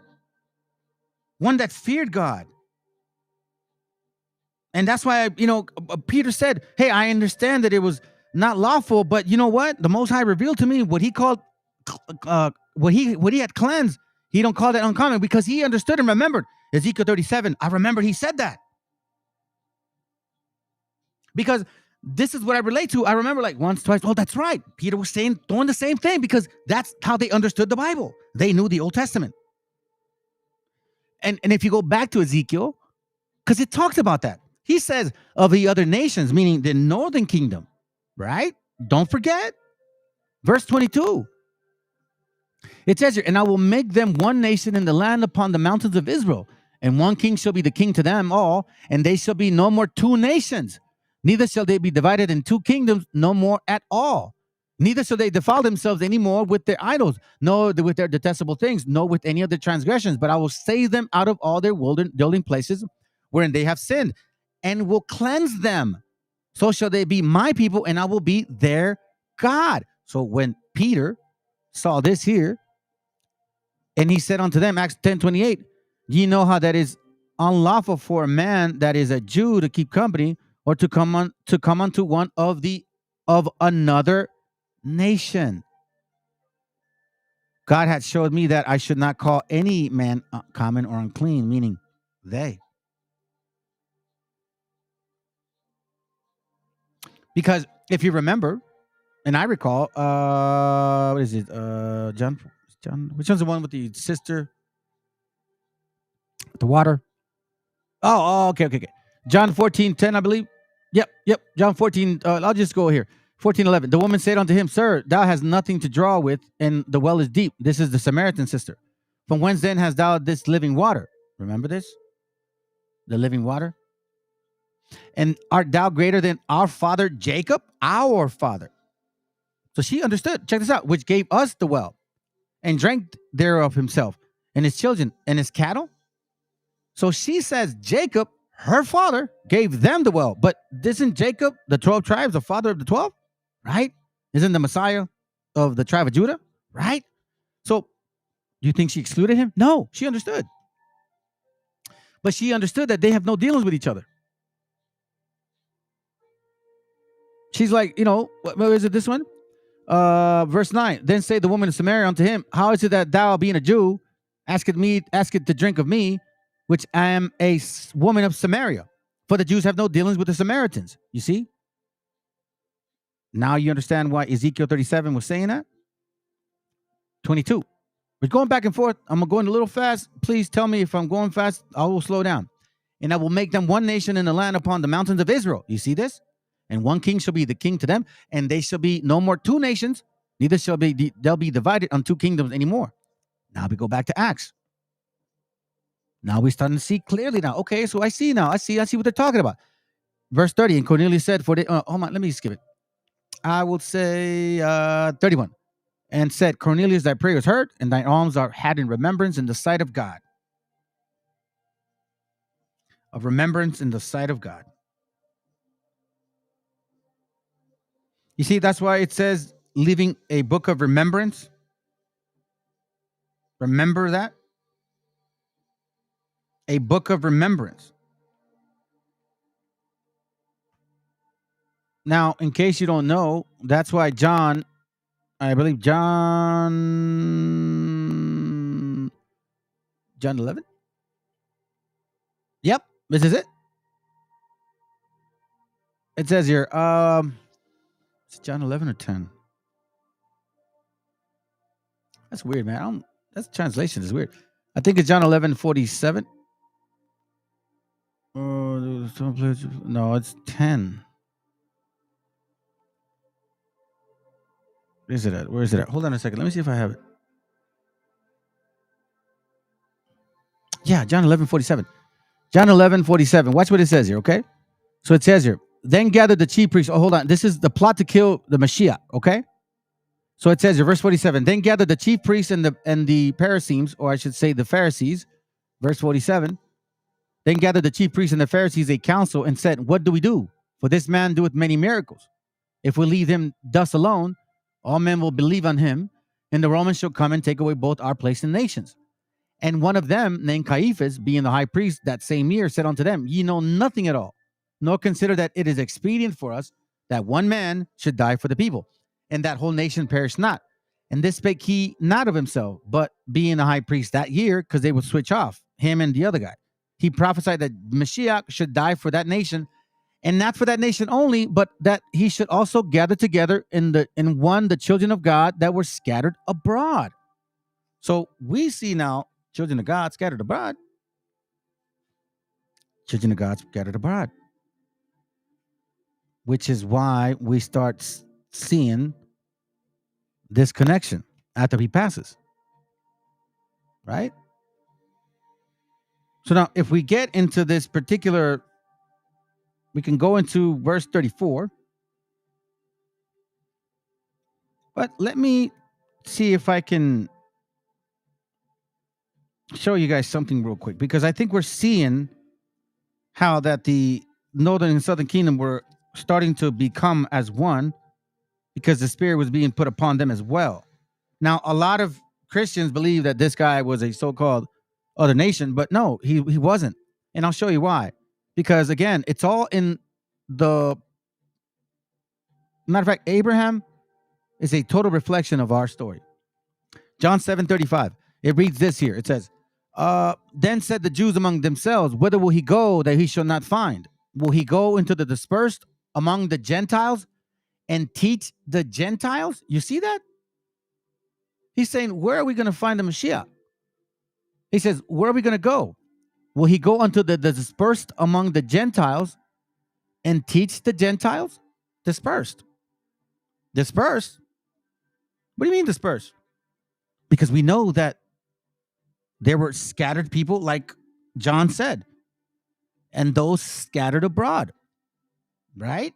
That's why Matthew 15:24, lost sheep of the house of Israel. That's why John says, and there's a sheep that is not of this fold. So we're starting to see now, who is this Cornelius guy? How is he devoted? How does he believe? What is going on? Blah, blah, blah. Okay. So now let me show you something real quick. Okay. Let me show you this real quick. And this is going to cover the fact that Paul did teach the laws. You just don't know. You just don't understand. And that's okay. That's what we're here for edification. Romans 11:12 and 13. It says, and now if the fall of them be the riches of the world, and the diminishing of them the riches of the Gentiles, not what you think, Gentiles, how much more their fullness? For I speak to you, Gentiles. Remember the Mashiach. Where will we go? Where would he go? Is he going to go to the dispersed among the Gentiles and teach among the Gentiles? In so much as I am the apostle of the Gentiles, I magnify my office. If I by any means I may provoke to emulation them which are my flesh, that I might save some of them. Now, I want you to remember, Paul was a Pharisee, a lawyer of the lawyer, a man of the law. He understood it thoroughly. But one thing Paul had was zeal. He didn't give a damn if you were northern or southern kingdom. If you were breaking the law, he'd kill you. He didn't favor. He wasn't like, oh, you're Judah like me. He didn't care. So you have to know why. Why do you think he didn't ask the 12 to go teach the Gentiles? Because they didn't have the zeal like he did. At all. So now, let me touch on this real quick, and then we'll move on. Romans 2 and 13. So Paul understood to keep the laws, but the way that he speaks is like an attorney. If you don't get it, you're going to get lost in the sauce. Romans 2:13. For not the hearers of the law are just before God, but the doers of the law shall be justified. Not by faith only, but by works. So now, some of you guys are saying, well, that doesn't make any sense. Blah. Okay, let's go to Galatians 2:16, because we're going to tackle this real quick. And then I'll touch on why Cornelius is important and how he relates to Abraham and why Paul constantly mentioned Abraham. Galatians 2:15. We who are Jews by nature and not sinners of the Gentiles, knowing that a man is not justified by the works of the law. Oh, you see? Shut up. But by the faith of the Meshiach. Even we have believed in Meshiach, that we might be justified by the faith of the Meshiach, but not by the works of the law. For by the works of the law shall no flesh be justified. Hold on a second. So you're like, you see? It's by faith, Ak. Okay. But if, while we seek to be justified by the Meshiach, we ourselves also are found sinners. Wait a minute. Hold on a second. You said you're not justified by the law, but now you're saying you're not justified only by Christ. Exactly. But if, while we seek to be justified by the Mashiach, we see you don't got to keep the laws. You just got to believe. Got to believe. I believe. No. We ourselves are also found sinners. Is therefore Christ the Mashiach the minister of sin? God forbid. But again, you that are unlearned, confused, or maybe you're just not of our nation, will mislead our gente. It's time to start asking yourselves those questions. Why would you put us back in Africa? Why do you want to bring us back to this Egyptian shit? Excuse my language. And it says here, but if while we seek to be justified by the Mashiach, we ourselves also are found sinners, is therefore the Mashiach the minister of sin? God forbid. For if I build again the things which I destroy, I make myself a transgressor. Some of you guys are like, what does that mean? Listen, for if I build again the things which I destroy, meaning if I no longer am sinning, if I'm not stuck in that sinful way, and now with my understanding of the Mashiach, what he was trying to relay to us, and I go and destroy that understanding again and go back to my vomit, I make myself a transgressor, which is why they said, hey, listen, the Mashiach cured the guy with his vision. Don't sin anymore.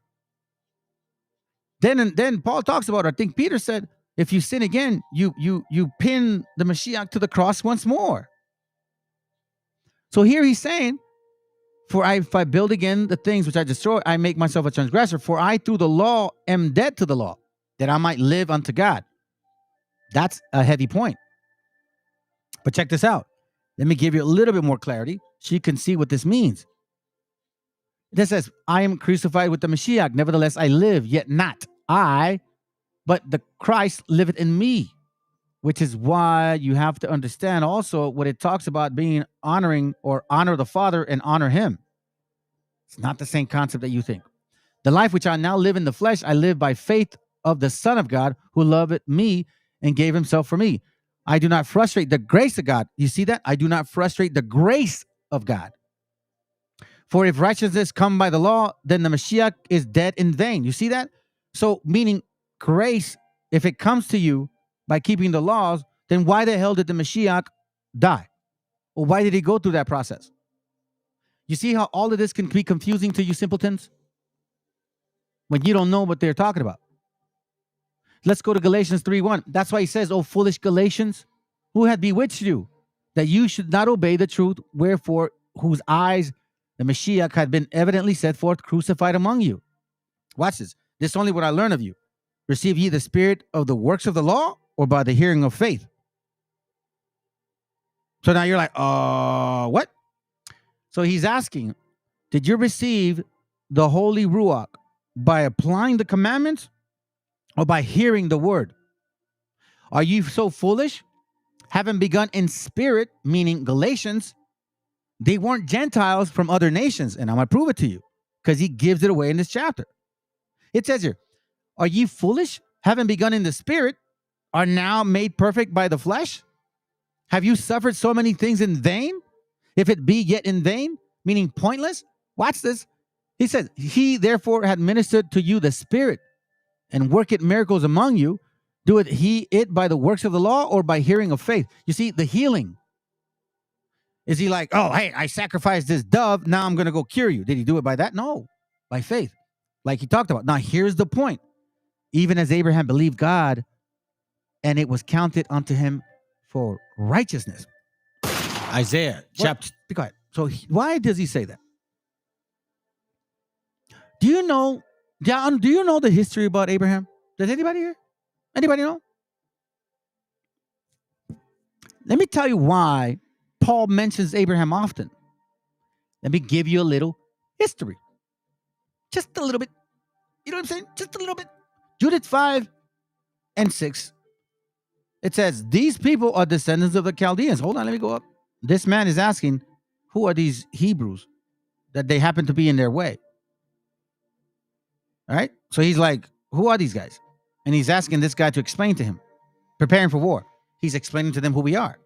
Then he says, verse 6, these people are descendants of the Chaldeans, and they sojourn heretofore in Mesopotamia, because they would not follow the gods of their fathers, which were in the land of Chaldee. You see this? Because they would not follow the gods of their fathers. So these Hebrews, the origin of them, they're out of the Chaldees.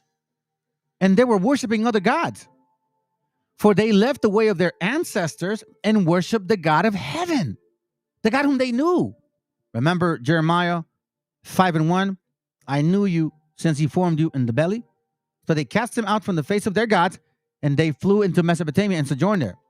Then their God commanded them to depart from the place whereof they sojourned. So here we see that these Hebrews are from the Chaldees. Yeah, well, that doesn't say enough, Joshua. Okay, sounds good. Let's go a little deeper. Joshua 24:1. And Joshua gathered all the tribes of Israel to Shechem and called for the elders of Israel and for their heads and for their judges and for their officers, and they presented themselves before God. And Joshua said unto all the people, thus say the Lord God of Israel, your fathers dwelt on the other side of the flood in the old time, even Terah, the idolater, the father of Abraham, the father of Nachor, the idolater, and they served other gods. Which means Abraham was not circumcised in 8 days, which means Abraham did not know about the laws of the commandments, which means Abraham was probably studying Zoroastrianism, Buddhism, who knows what they were doing over there, right? So Abraham wasn't born into the laws. But now, does that mean Abraham was a Gentile? Hell to hell no. He was a Hebrew. That's why Isaiah 51 and 1 says this, hearken to me, ye that follow after righteousness, ye that seek the Lord, ye that seek Yahoo, look unto the rock when ye are hewed, and to the hole of the pit where ye are digged, from the Ur of the Chaldees. Look unto Abraham your father, and unto Sarah that bare you, for I called him alone, and blessed him, and increased him. Was he keeping the commandments? No, he was not. He was not keeping the laws. But that's why Paul said this, Galatians 3:6, even as Abraham believed God, it was counted to him for righteousness. Abraham wasn't keeping the laws of God initially, but he had faith, and he came back because then he circumcised when he turned 99. You see, now you're understanding. Hopefully it does make sense, because technically Abraham is a replica of us. He wasn't born into the commandments. He was in idolatry, Catholicism, Christianity, Seventh-day Adventists, BHIism, Buddhists, well, all that crap, just like us, right? It's the same concept. And all of a sudden, something in us saying, bro, listen, I don't want to do that anymore. I don't want to do that anymore. I don't. But again, this is why you have to know history and understand Abraham. And if you don't have the spirit of Abraham in you, you'll never understand our history. Romans 9:4, who are Israelites, to whom pertained the adoption and the glory and the covenants and the giving of the law and the service of God and the promises, whose are the fathers, of whom concerning the flesh of the Meshiach came, who is over all, God bless forever, Salah. Not as though the word of God had taken on effect, for they are not all Israel, which are of Israel, neither because they are the seed of Abraham, once again, they are the children, but in Isaac shall thy seed be called. You see, Isaac had many children, right? Abraham had many children, but through Isaac was he called. That is, they which are the children of the flesh, these are not the children of God, everybody else. But the children of the promise are counted for the seed. Once again, you must see yourself as trees. See yourself as trees. For this is the word of promise. At this time I will come, and Sarah shall have a son. And not only this, but when Rebekah also had conceived one, even by our father Isaac, for the children not being yet born, neither having done any good or evil, that the purpose of God according to the election might stand, not of works, but of him that calleth. You see what he's saying? We were not in these laws.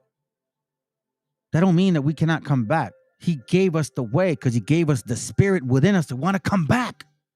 Not because we have to keep the spiritual laws in our spirit, because we want to. Because it's truth. That's why. Because it's truth. When I first heard about these things 6 years ago, almost 6 and change, and I ran into this particular group, I was all happy like 6 months in.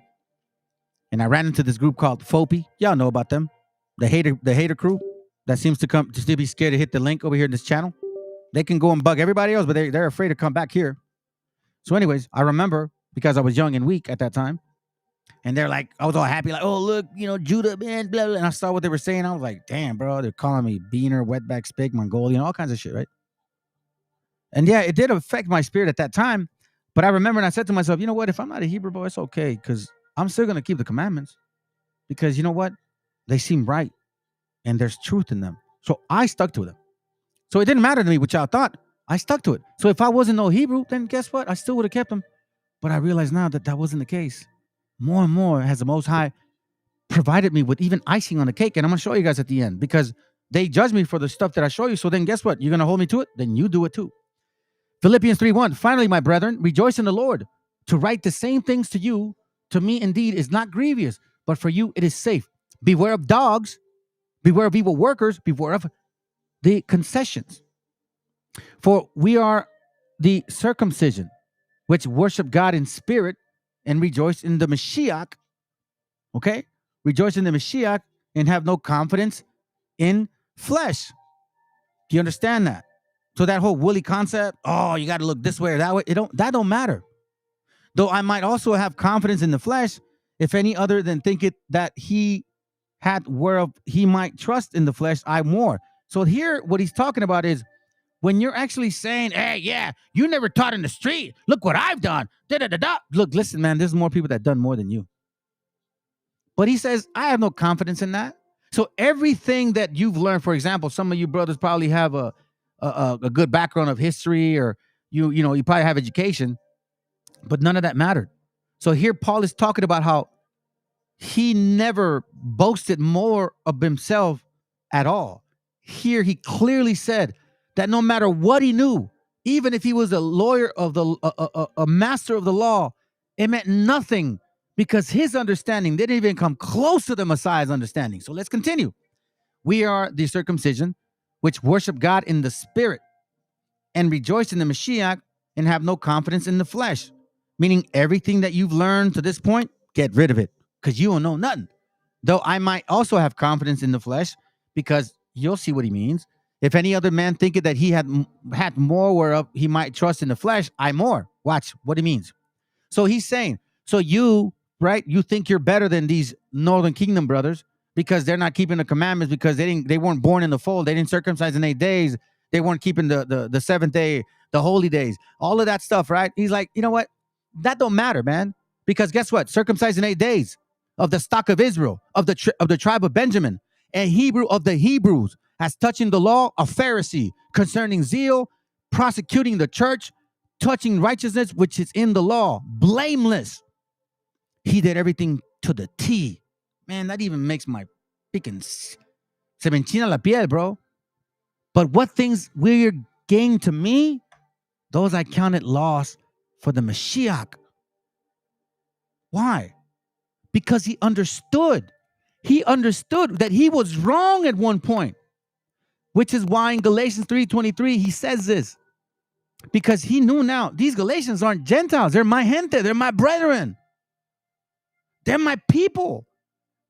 Yes, they weren't born in the commandments, but neither was Abraham. Check this out. Is the law then again? Galatians 3:21. Hey, by the way, yo, check it, Rosh Hashanah. And I got you right now, bro. A lot of BHIs don't like Paul. You want to know why they don't like Paul? Because they don't understand Paul. Those are facts. Bring anybody to this channel that tries to tell me that I don't know Paul, and I will run around with you, bro, all day, every day. You don't understand Paul because you don't have the spirit of a Hebrew. That's why they don't understand Paul. He's very easy to understand if you just do what he does, which means humble yourself. Watch this. Galatians 3:21. Is the law then again the promise of God? God forbid. For if there had been a law given which could have given life, verily righteousness should have been by the law. However, but the scriptures had concluded all under sin, including himself. Because here's what happened when you were keeping a sacrificial law. Okay? You sin, you go to the priest, you say, hey, I did this, I did that. Sounds good. Here, give me this much for a chivo. Sacrifice a chivo. Don't sin again. Okay. Then he goes right back and sins again because he has another chivo. You don't think people are deceiving that way? Of course. Of course. But the scriptures had concluded all are under sin, meaning they all sinned. Nobody was perfect. That the promise by faith of Meshiach, by faith meaning in his understanding, might be given to them that believe. Hold on a second. But before faith came, meaning the grace, we were kept under the law. These are Galatians. Shut up unto the faith which should afterwards be revealed. Wherefore the law was our schoolmaster to bring us unto Christ, that we might be justified by faith. You see what I'm saying? So the schoolmaster, meaning the commandments, meaning Psalms 147, verse 19 and 20. Because again, if you don't have the schoolmaster, how would you even know what he's talking about? Psalms 147, 19, he showed his word unto Jacob, his statutes and his judgments unto Israel. He had not dealt so with any nation. And as for his judgments, they have not known them. Praise ye Yahoo, right? So what are we seeing here? Let's go back. Galatians 3:24. Wherefore the law was our schoolmaster to bring us unto Christ, the Meshiach, that we might be justified by faith, because we were given the schoolmaster. That would give us the actual grace, which is why you're given the chance to come back to the fold, which is why Abraham was a exact manifestation of us. He was not born in the laws, but he was a Hebrew. He had it in the spirit to keep the commandments. That's why Paul told these Galatians, because they were Hebrews too. If the Galatians never had the schoolmaster, what would he tell them that? You see what I'm saying? Paul was teaching the commandments the entire time. The entire time. That's why it says, is it by faith or by works? Romans 6:23, I believe is this one. It says here, but now being made free from sin and become servants to God, ye have your fruits of holiness and the everlasting life. Free from sin. You see that? Meaning sin no more. Sin no more. Now, why sometimes are we being misled? Because unfortunately, sometimes people just don't humble themselves. 2 Peter 3:16, as also in all his epistles, speaking in them of these things, which are sometimes hard to be understood. You see that? Sometimes hard to be understood. So if you're over there in court trying to, try to listen to an attorney, you're going to get lost. Or if you're trying to help somebody interpret a business contract, you have no idea what you're doing. And also in all his epistles, speaking in them of these things, which are sometimes hard to be understood, which they that are unlearned and unstable wrestle, as they do also other scriptures, unto their own destruction. Like if you're going to buy a house, let's say I want to buy a house, and you come and tell me, yeah, man, I'll help you buy a house. You're not a realtor. You don't know nothing, but you're trying to explain to me the purchase contract. Really? Really, bro? So let's dive a little bit in, and we're almost done. Romans 2:13. For not the hearers of the law are just before God, but the doers of the law shall be justified. Okay? Here we see it again. Romans 4:3. For what say the scriptures? Abraham believed God, and it was counted unto him for righteousness. So, was Abraham keeping the laws initially? No.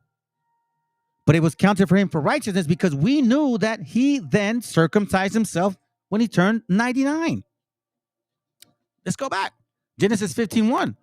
After these things, the word of the Lord came unto Abraham in a vision, saying, Fear not, Abram, I am thy shield and thy exceeding great reward. And Abraham said, Lord God, what wilt thou give me, seeing I go childless, and the steward of my house is, and this is Eleazar Damascus. So here we see that the Most High is talking to Abram. Verse 6. And he believed in the Lord, and he counted it to him for righteousness. Remember the scriptures that talk about that wisdom will walk with you in crooked ways? Watch. Sirach 4:17. For at first he will walk with him by crooked ways, and bring fear and dread upon him, and torment him with her discipline, the commandments. This is not Sophia, by the way, not commodity dummies, until she may trust his soul and try him by her laws. So if you are examining yourself, if you're actually doing the work, like what it says here in 1 Peter 2:1, wherefore line aside all malice, all guile, and all hypocrisy, and envies, and all evil speaking, as newborn babes, desire the sincere milk of the word, that ye may grow thereby. So again, if you're trying to get rooted, right, she'll deal with you. Why do you think he's talking? Why do you think it spoke, the Most High spoke to Abraham? Because he believed. He wanted to do the right thing. He knew something wasn't right. He didn't know what wasn't right, but he knew something wasn't right. He wanted to do the right thing, which is what I'm trying to do. I don't know the answer. All I'm trying to do is just try to do the right thing because I'm surrounded by all of these damn religions. And here we go again, being Abraham, right? Once more. Romans 2:14. For when the Gentiles which have not the law, here's what we know. He walks with you in crooked ways. For when the Gentiles which have not the law, meaning the commandments and all these rabbis tell you, do by nature the things contained in the law. These, having not the law, are a law unto themselves. So, for example, when I realize I shouldn't do that, I shouldn't steal, I shouldn't hurt people, I shouldn't rob, I shouldn't lie, I shouldn't hate my gente, I shouldn't do those things. That's when she starts walking you with crooked ways. And because I believed first, then the book was presented to me. And I started applying them. Now I have a house that believes, and they all keep the laws as best as we can. Give an example. We're almost done, man. I'm not trying to hold y'all up, man. I know it's late. Leviticus 18:5, it says this: Ye shall therefore keep my statutes and my judgments, which if a man do, he shall live in them. I am Yahoo. So if I live in them, the laws are his, then he lives in me. Correct? Which is why you cannot misunderstand these scriptures, bro. And again, I don't want to tell y'all what to believe. You guys believe what you want to believe. All I know is I'm giving you warnings. Maybe I'm wrong. But what if I'm not? Matthew 19. Supposedly, they say, this is why you should worship Jesus. Honor thy father and thy mother, and thou I'm sorry, not that one. Let me go. Listen. Yeah, this one. Yeah, it was here. What are you doing? Where's it at? Let's see. Go.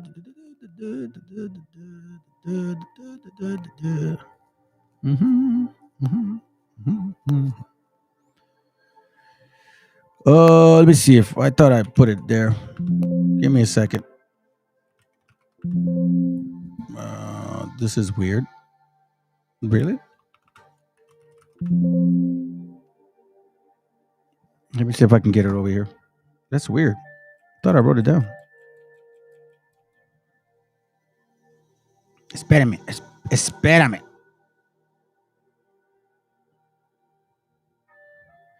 Oh, I think it's because it's spelled different, huh? I think so. Let's see. Give me a second. Hold on. Where is it at? Thought I had it down, man. Come on, bro. Mm-hmm. Give me a second. Let me see if I can find it. Give me a second, family. I apologize, man. I tend not to do this. I'm pretty thorough. I was going pretty good, but then I guess maybe commanded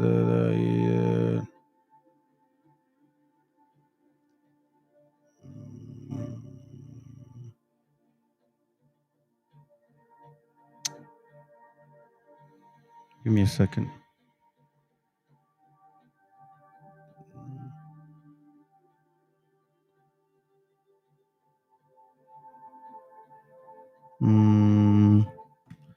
Let me show you something. At least I'll explain it like this. Since I can't technically find that scripture, I don't know why. But I'm going to look up some words. All right, here we go. Let's go to the top. And we're going to look up the word honor. Okay. We see the word honor here. Great privilege, good name, reputation. A source, a cause, or credit. Right? But let's look at honor. What other words are in honor? Deference, homage, obeisance, account, admiration, appreciation, consideration, good rapport, right?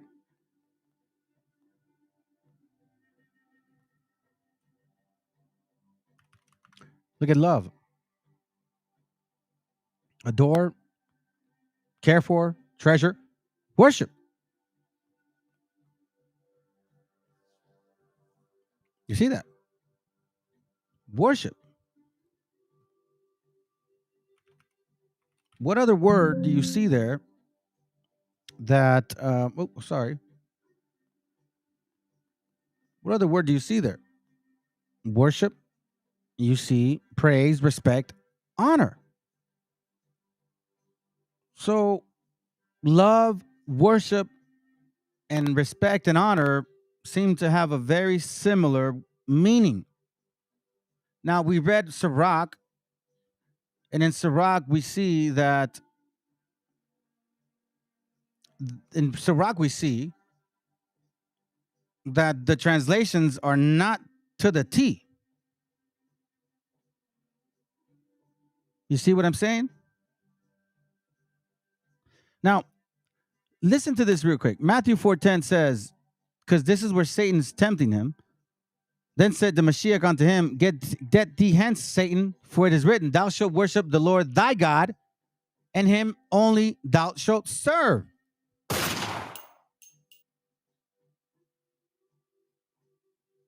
What did we just read?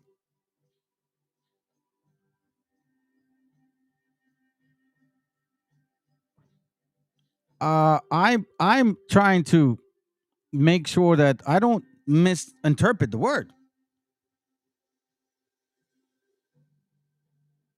So we see love, worship, honor. Love, worship, honor. Right? Let's consider this then. Matthew 17, 16. It says, And I brought him to the disciples, and they could not cure him. Then Jesus answered and said, O faithless and perverse generation, how long shall I be with you? How long shall I suffer you, being him how long shall I suffer you? Bring him hither to me.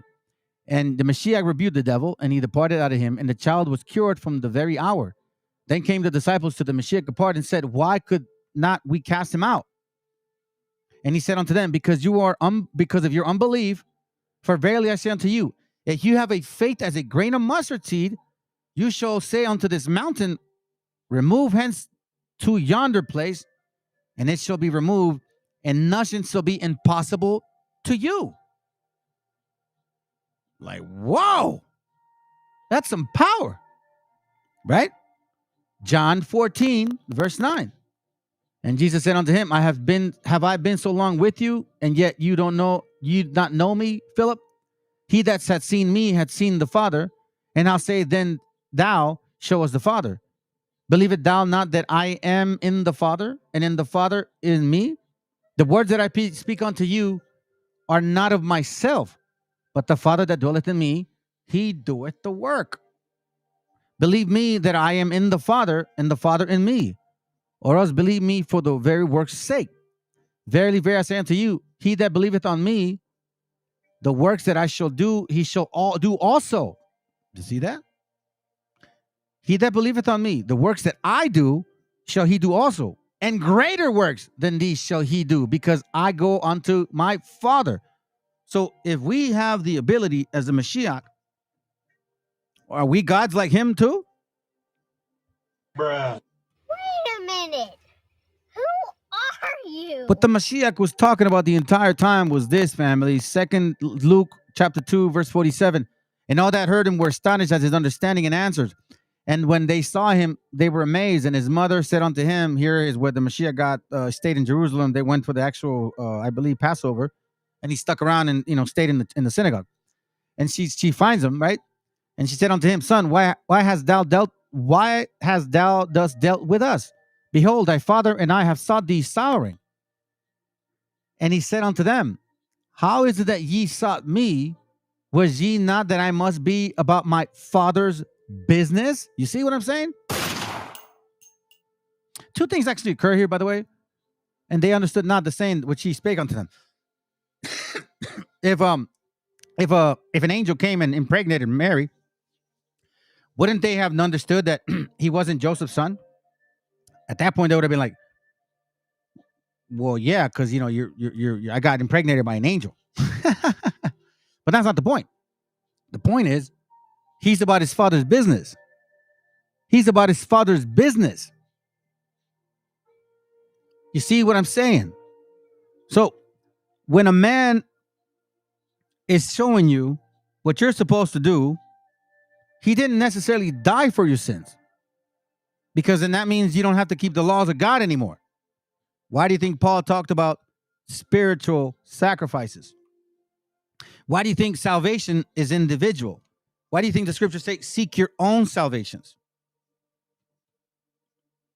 So once again, in order for you to understand what he's talking about here, let me remind you guys, because a lot of you guys still got Christianity in you. I know you say you don't, but you do. You're mixing it with BHIism. Matthew 22:37. Jesus said unto him, thou shalt love the Lord thy God with all thy heart and with all thy soul and with all thy might. This is the first and great commandment. And the second is like unto it. Thou shalt love thy neighbor as thyself. Do you think they love the Mashiach? If you see the Most High in you, and do they see the Most High in you? He's talking about that. He's about his father's business. He's here to represent the way, the path, the truth. And here we see, even in the 10 commandments, the first 4 is about the Most High. The last 6 is about us. The commandments were always about us. The whole entire time. That's why you have to understand what love and worship and honor means. To what extent? John 1:4. Watch this. John 1:4-20. And it reads, if a man say, I love God, and hateth his brother, he is a liar. Which is why the Messiah said, how can you say you love the Father when you can't see him, yet you see me and you don't love me?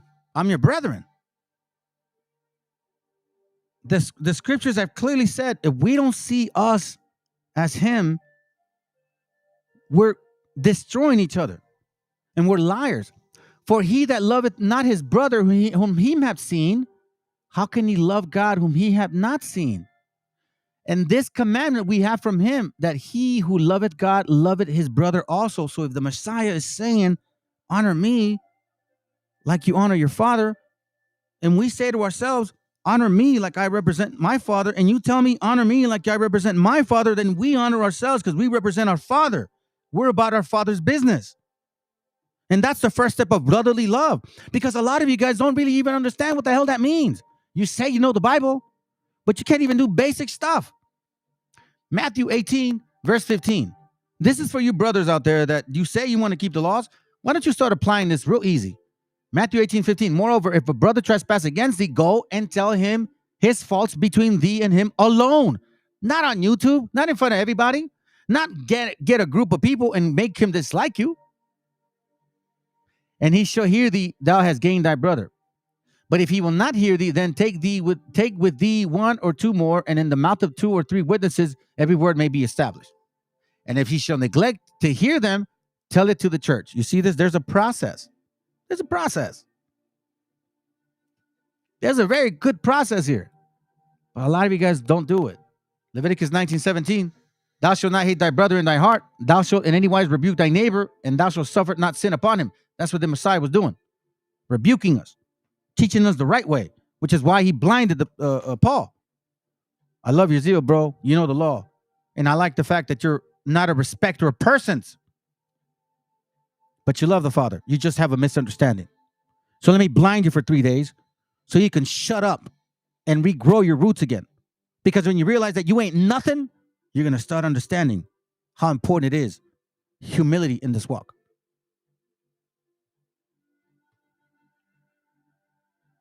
At least that's what I consider. So let me show you this real quick, and we're almost done. This is from this book called Yucatan Before and After the Conquest. Watch what it is. You have the laws in your spirit, family.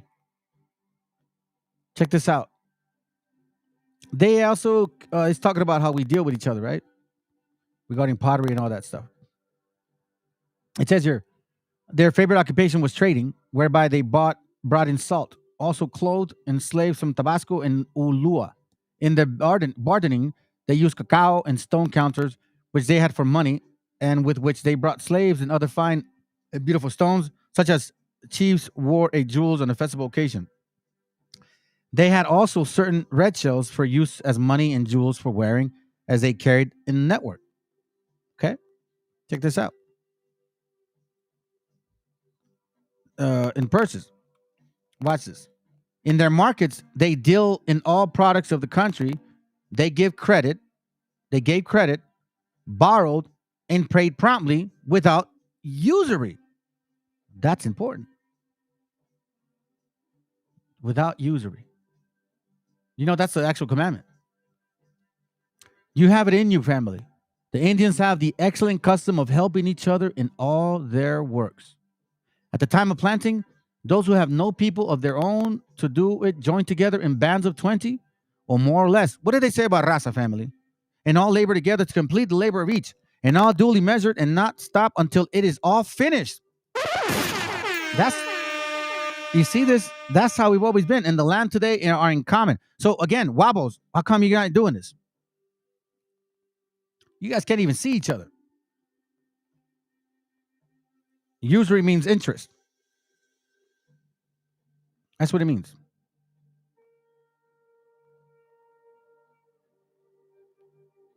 That's exactly what it means.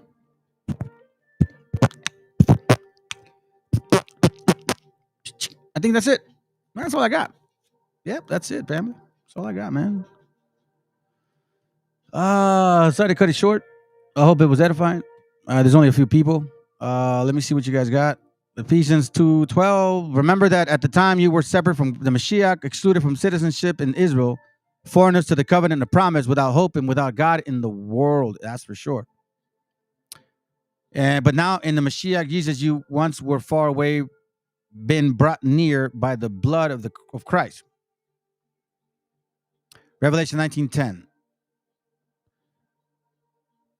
It goes right here. Revelation 19:10. See what you got.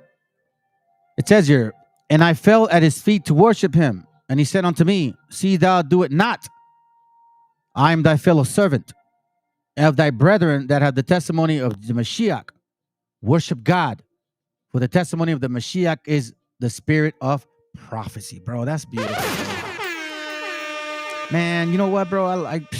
That's right. Hold on, let me do it again. That's right. Hold on, let me do it again. That's right. That's beautiful, bro. What a beautiful way to end it. And I fell at his feet to worship him. And he said unto me, see thou do it not. I am thy fellow servant. Man, that made se me enchinó la piel, brother. Of thy brethren that had the testimony of the Mashiach.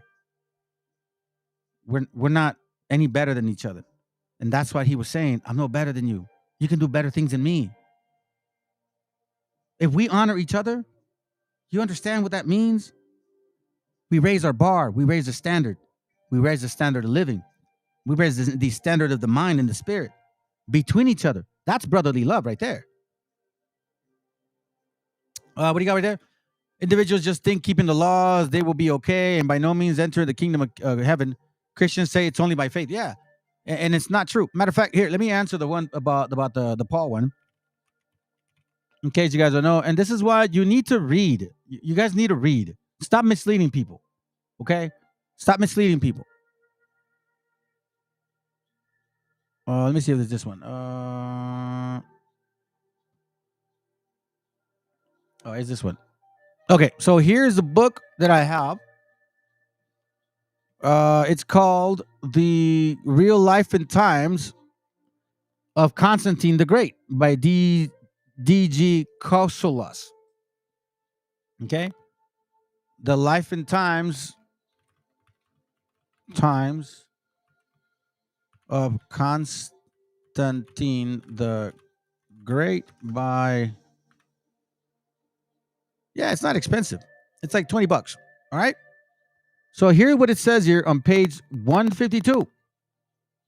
Again, unlearned, unprepared, just talking out of your ass.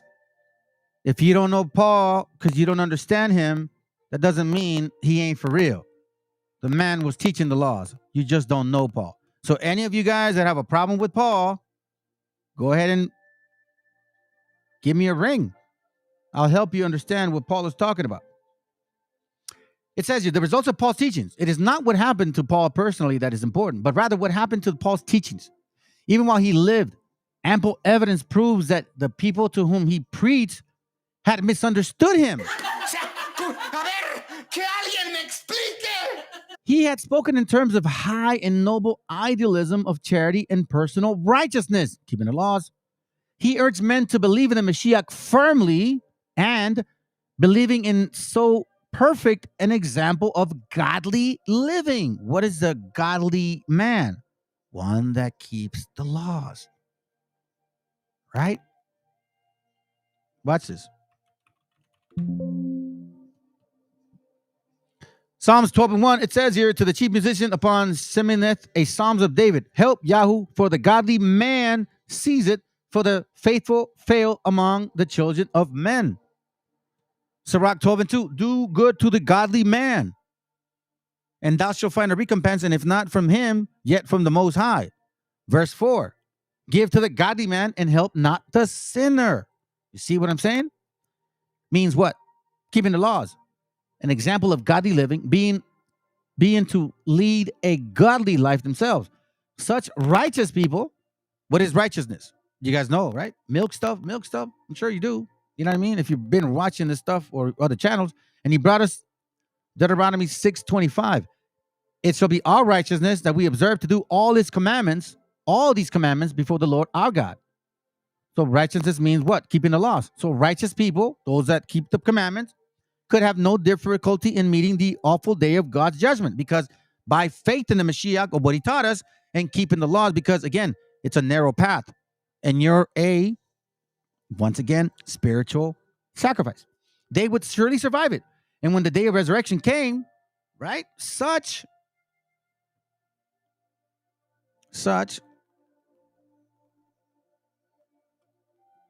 people would surely be permitted to live again and forever. But most of the people who listen to Paul, Nagmaris, Christians, BHI, Sakaris that don't understand Paul, but those people, most of the people who listen to Paul remembered only the connection between believing in the Mashiach and meriting God's mercy and ultimate resurrection. They skipped the middle step, the need to live godly lives. Thus, faith in the Mashiach came to be the only and entire basis of the religion adopted by the pagan Christians, while the Judeo-Christians who live in Palestine continued to observe Jewish law and faith in the Mashiach. You see that? And you know, those people that are in Palestine, they kicked them out too. Makes you wonder why. Family, you guys have a good night, because ain't nobody watching anyways, man. Usually is what happens to this channel. Apparently, y'all don't like scriptures. It's a really sad case. And it is what it is, bro. You know what I'm saying? It is what it is. You guys like entertainment. You guys want to hear debates. You want to hear about just, you know, like, what are we going to do? What are we going to plan? What's good, Ak? Here, I'll show you this, family. Whatever your business needs, Vistaprint can print it. I was judged for this, by the way. Because I shared it with y'all, and all of a sudden, because I guess I'm not cholo enough and shit, I'm not a vato. You know what I'm saying? I'm not equally embraced. You know? I guess they maybe they think I'm too white. The sad part is that BHIs don't even attack this channel. My own so-called gente attacks my channel more than BHIs do. That's some sad shit. And the worst part is that they don't even have good arguments. So while they're over here attacking this, you getting props from other people like, yeah, yep, y'all are dumb.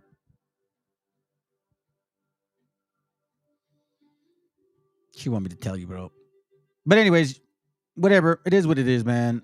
I put all my trust and faith in our Creator, and like it says in the scriptures, maybe somehow, some way, indirectly, He'll be able to, give me some of that love back. Y'all have a good night, man. Peace.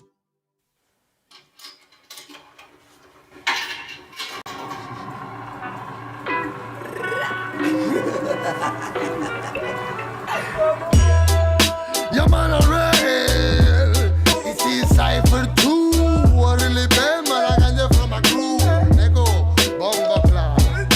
Bro, sintoniza mi canción, hermano de mi vida y hermana del corazón. Y digo yo, ves poniendo solución a todos los problemas que te nublan la razón.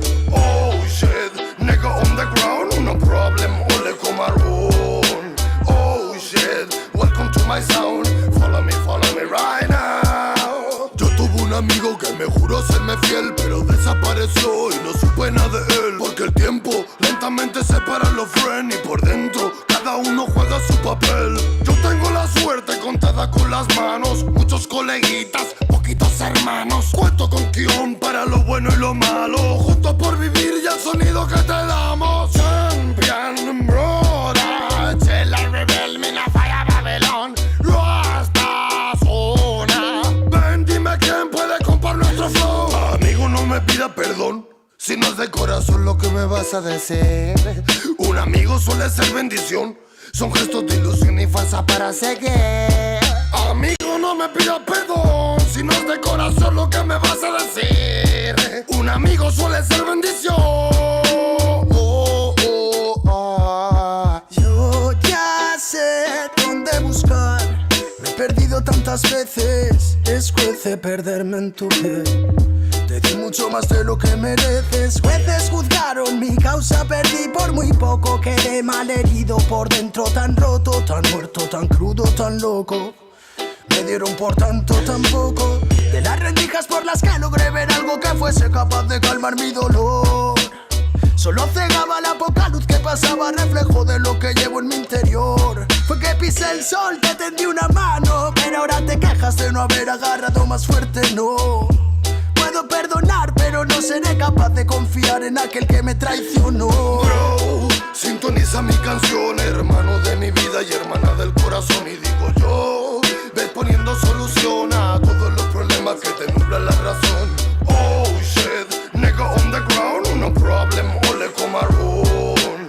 Oh shit, welcome to my sound, follow me right now. Yo ando por el barrio a grito de original y me paran los abuelos solo para preguntar. Yo les muestro mi respeto porque soy un buen zagal. Me dice que este flow tan duro es sobrenatural. No soy de los que roban el Eroski, tampoco de Chigrinsky. Dentro todo Kiski que ha llegado Magnetowski. Hoy me levanté muy fresco y me siento Wazowski. El asusta toys del panorama de los Mystics. Esto es otro Dreamling, esto es otro dribbling. Son rimas tan sexys que parecen un striptease. Soy retro balón team, no llevo ni blim blim, pero lo doy todo por los metálicos. Antes de la cara con Air for One, comían los callejones y ahora en restaurantes. Hablo en dólares, pesetas, euros, bachen, yuan. Y los demás idiomas hablo porque no pagan. No chance for the run, chico, ponte a contar. El tiempo que malgastas en lamentarte de llorar. Si estás vecino al desastre, está claro que eres un lastre. Que el trabajo tú no pasaste, no te encontraste mal. Entraste mental, o animal, depende para quién. Yo soy un ser espiritual que volar para les más bien. Que van en búsquedas que susurran que sucede.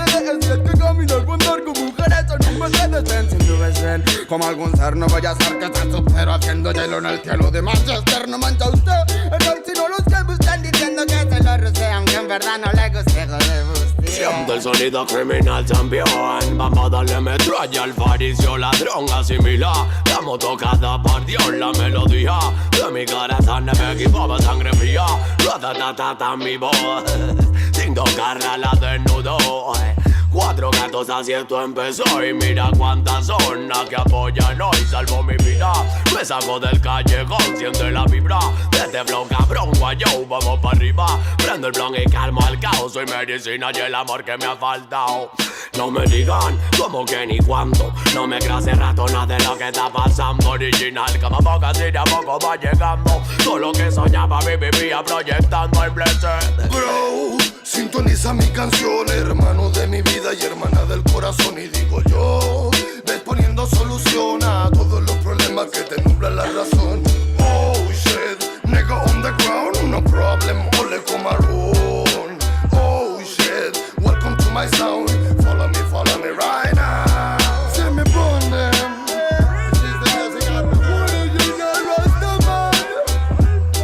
Muchos hablan pero pocos entienden, nego. Hermano de mi vida y hermana del corazón. Y digo yo, motherfucker. Y digo yo, motherfucker.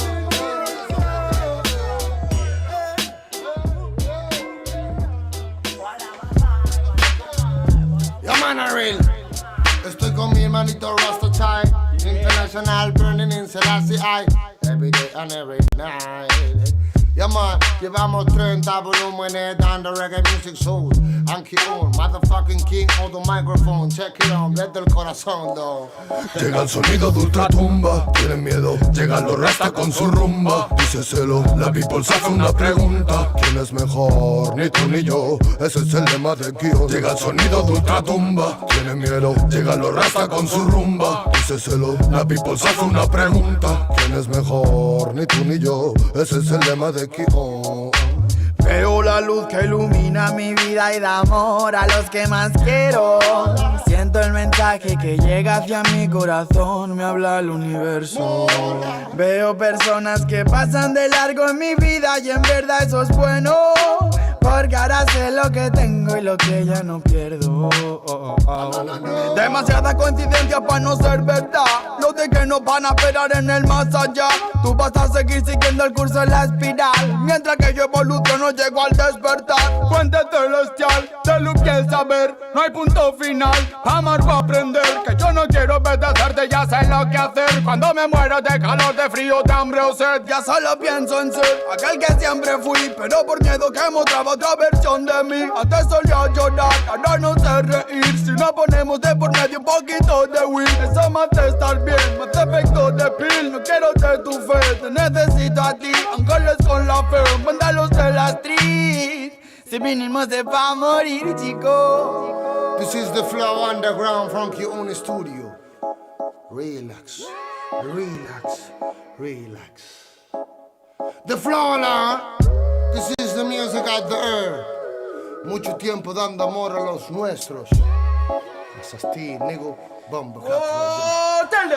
Camino de frente, traigo flow caliente. Música real con sonido inteligente. Parece frecuente desvestir la mente y quedar desnudo delante de mi gente.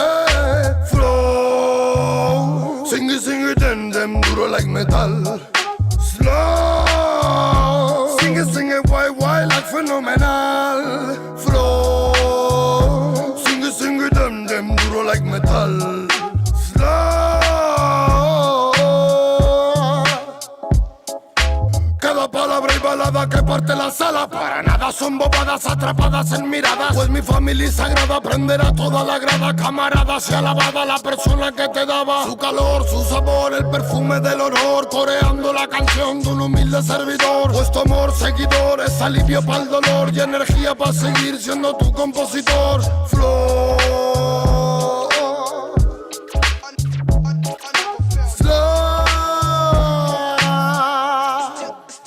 Llega el sonido de ultratumba, tienen miedo, llegan los rasta con su rumba. Díceselo, la people se hace una pregunta: ¿quién es mejor? Ni tú ni yo, ese es el lema de Kio. Llega el sonido de ultratumba, tienen miedo, llegan los rasta con su rumba. Díceselo, la people se hace una pregunta: ¿quién es mejor? Ni tú ni yo, ese es el lema de Kio. Llaman regenerate. It's a my pussy that revenge and the ganja from the Rastafari niggas. Llega el rasta con su. La people se hace una pregunta. Llaman a real. Llega el sonido de ultra. Llega el rasta con su. La people se hace una pregunta. Bomba clap them, nigga.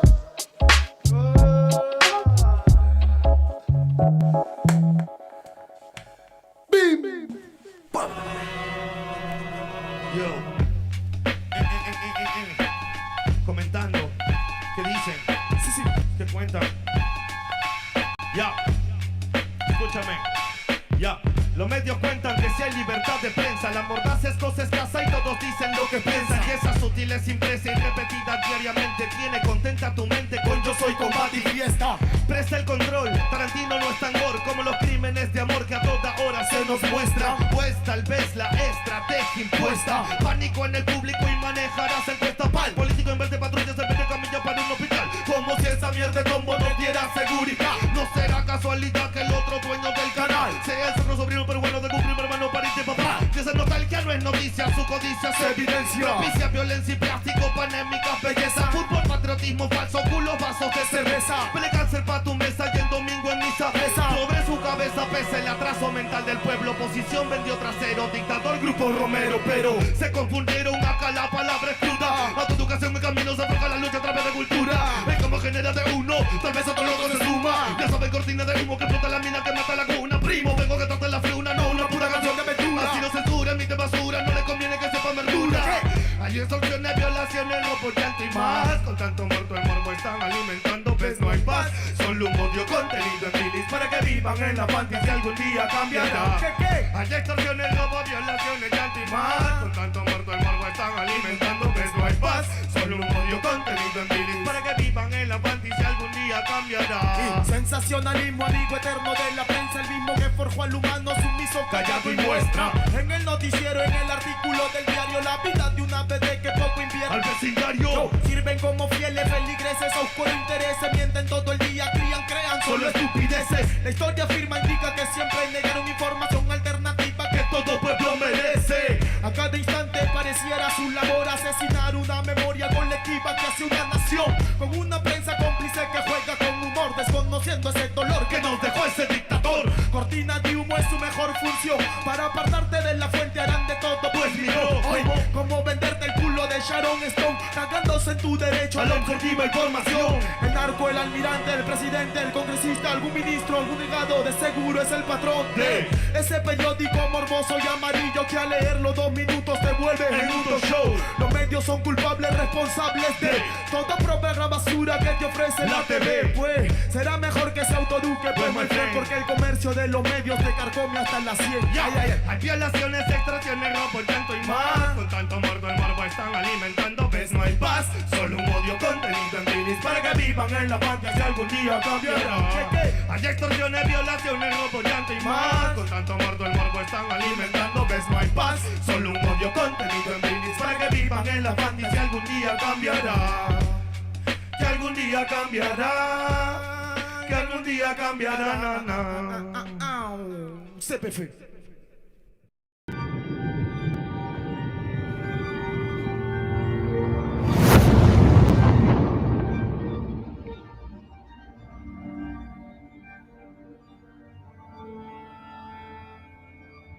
Ical, hijo, abre los ojos.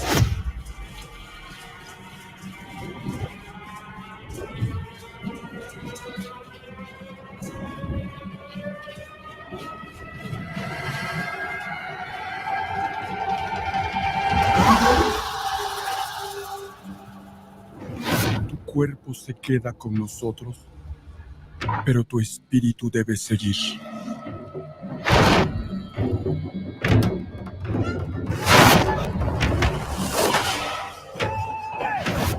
Busca la luz. Aléjate de las sombras. Deja que nuestro dolor sea tu fuerza. Desde aquí iluminamos tu camino.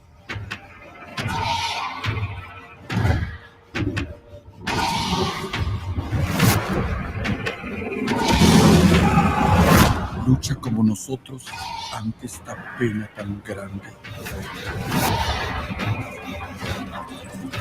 Yo soy tú. Tú eres yo.